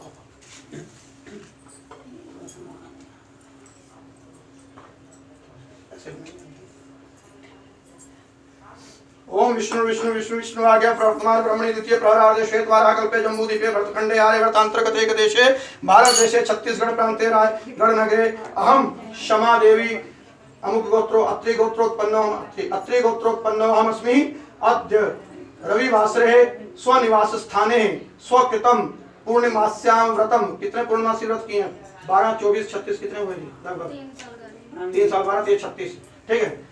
त्रिवर्षम पूर्णमास्या व्रत उद्यापनम संकल्पम च करिष्ये तत्संकल्पम अंतर्गतः दान संकल्पम च करिष्ये। अथ व्रतोद्यापन प्रतिष्ठादु। ओम भूर्भुवः स्वः ब्रह्मम् आगच्छ इह आतिष्ठ ब्रह्मणे नमः। ओम उत्तरेवाप्यां सोमाय सोमव्रते तव समन्तां बिभ्रतः प्रदावन्तः। ओम भूर्भुवः स्वः इह आगच्छ इह तिष्ठ। ओम ईशान्यामः। ओम भूर्भुवः स्वः ईशान्यां नमः। ओम भूर्भुवः स्वः इंद्रः इह आगच्छ इंद्राय नमः। ओम भूर्भुवः स्वः अग्निः ओम भूर्भुवः स्वः नैऋत्यां पश्चिमे वाप्याम ओम भूर्भुवः स्वः भूर्भुवः स्वः ये आगच्छ वायवे ओम वायुर्मध्ये भद्रे अष्टवसून ओम वसो पवित्रमसि वसो शतधारम वसो पवित्रमसि सहस्रधारम देवस्त्वः सविता पुनादु वसो पवित्रेण शतधारेण सुप्त्वा भूर्भुवः स्वः ओम इह आगच्छ इह तिष्ठ वसो भवः ओम सोमवर्तं विवर्धने भद्रे एकादश रुद्राय नमस्ते स्वंतरुद्राय ओम भूर्भुवः स्वः एकादश रुद्राय इह आगच्छ इह तिष्ठ ईशान पूर्वयोर्मध्ये भद्रे तन्मय तिष्ठ ओम द्वादश आदित्येभ्यो नमः इंद्राय द्वादश आदित्याय नमः ओम भूर्भुवः स्वः अश्विनी कुमाराय यह आगच्छ इह तिष्ठ अश्विनीभ्यां नमः ओम अग्निभ्यां अग्निर् सोमयोर्मध्ये विश्वेदेवाय श्रुताम् ओम विश्वदेवा इह आगच्छ विश्वदेवेभ्यो नमः भूर्भुवः स्वः भूतानि इह आगच्छ इह तिष्ठ भूतेभ्यो नमः भूर्भुवः स्वः इह आगच्छ इह तिष्ठ गंधर्वेभ्यो नमः अप्सरेभ्यो अप्सरसेभ्यो नमः ओम भूर्भुवः स्वः विष्णवे नमः ओम भूर्भुवः स्वः इह आगच्छ इह तिष्ठ ओम भूर्भुवः स्वः मरुतगणेभ्यो नमः ओम भूर्भुवः स्वः पृथ्वीम् आवाहयामि पृथ्व्यै नमः तत्रैव गंगादि सरिता सप्तशक्तेभ्यो नमः इमं गंगे यमुने च सरस्वती शतरूपाणि भूर्भुवः स्वः गंगादि सप्तसरिता इह आगच्छ इह तिष्ठ गंगादि सरिताभ्यो नमः ओम भूर्भुवः स्वः सप्तसागराः इह आगच्छ सप्तसागरेभ्यो नमो नमः ओम सोमाय चंद्रमसे नमो नमः।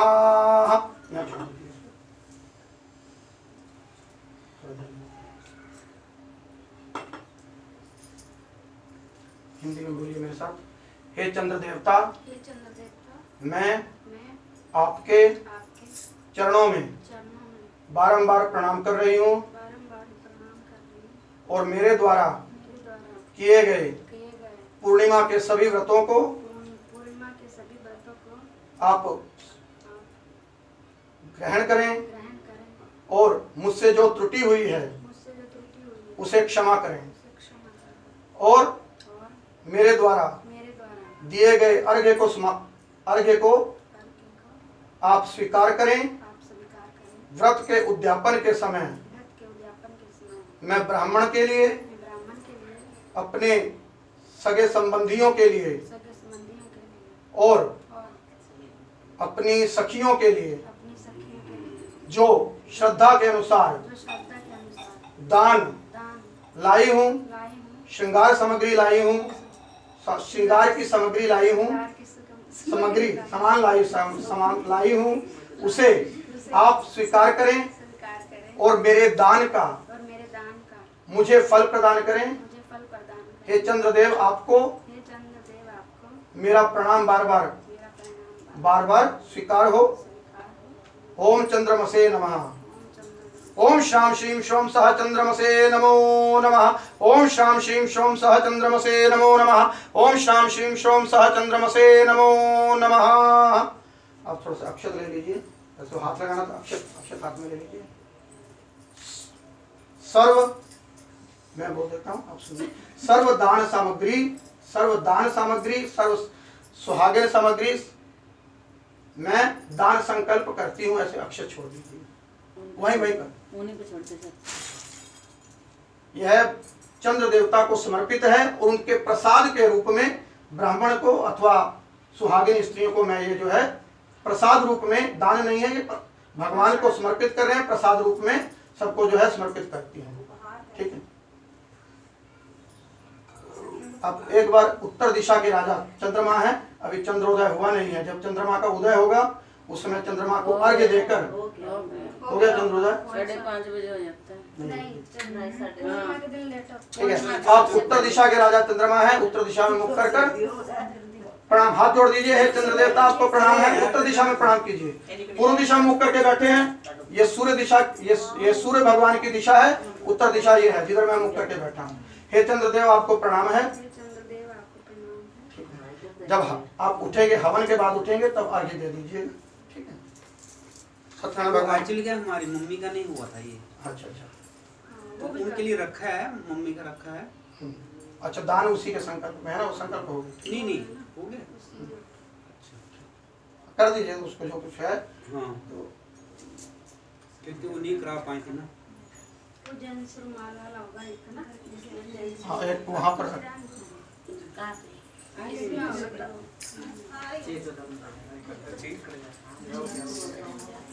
इसमें देखना ये वाली दो रखी है ना, ये पीली। सो माता कृते बोल दीजिए, सो माता कृते दान संकल्पम कृष्य।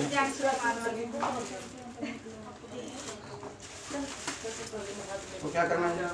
उनके भी हो जाएगा ना व्रत। अच्छा माँ का भी था ना। ठीक है, इसमें फूल छोड़ दीजिए। वो तो चली गई। मातृ संकल्प कृते है दान सामग्री दानम कृष्य। और जोड़ दीजिए माता के संकल्प, माता के निमित्त दान सामग्री संकल्पित करके दान कर रही हूँ। हटाकर आरती बाद में करेंगे, पहले हवन कर लेते हैं। ठीक है, उसको अलग से रखिए। प्रसाद भी बाद में चढ़ाएंगे, हवन क्योंकि इसके बीच में है। एक बार हवन उसको उठा के अपने पास रखो, पहले उधर आप अपने बगल में रखो, यहाँ नहीं देना, वहाँ रखिएगा। एक एक करके ईंट पकड़ा दीजिए, यहाँ पर रखिए।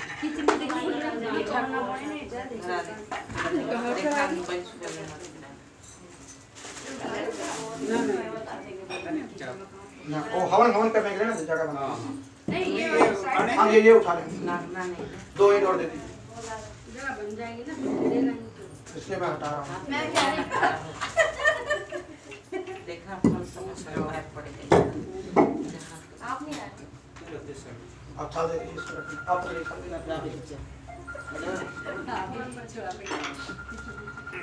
में से तो दूर ही है। लकड़ी मंगवा लीजिए, बाहर रखी हुई लकड़ी मंगवा लीजिए। नहीं मत जाइए ना। वो बोरे में ले आओ। भाई वो थोड़ा काला है, थोड़ा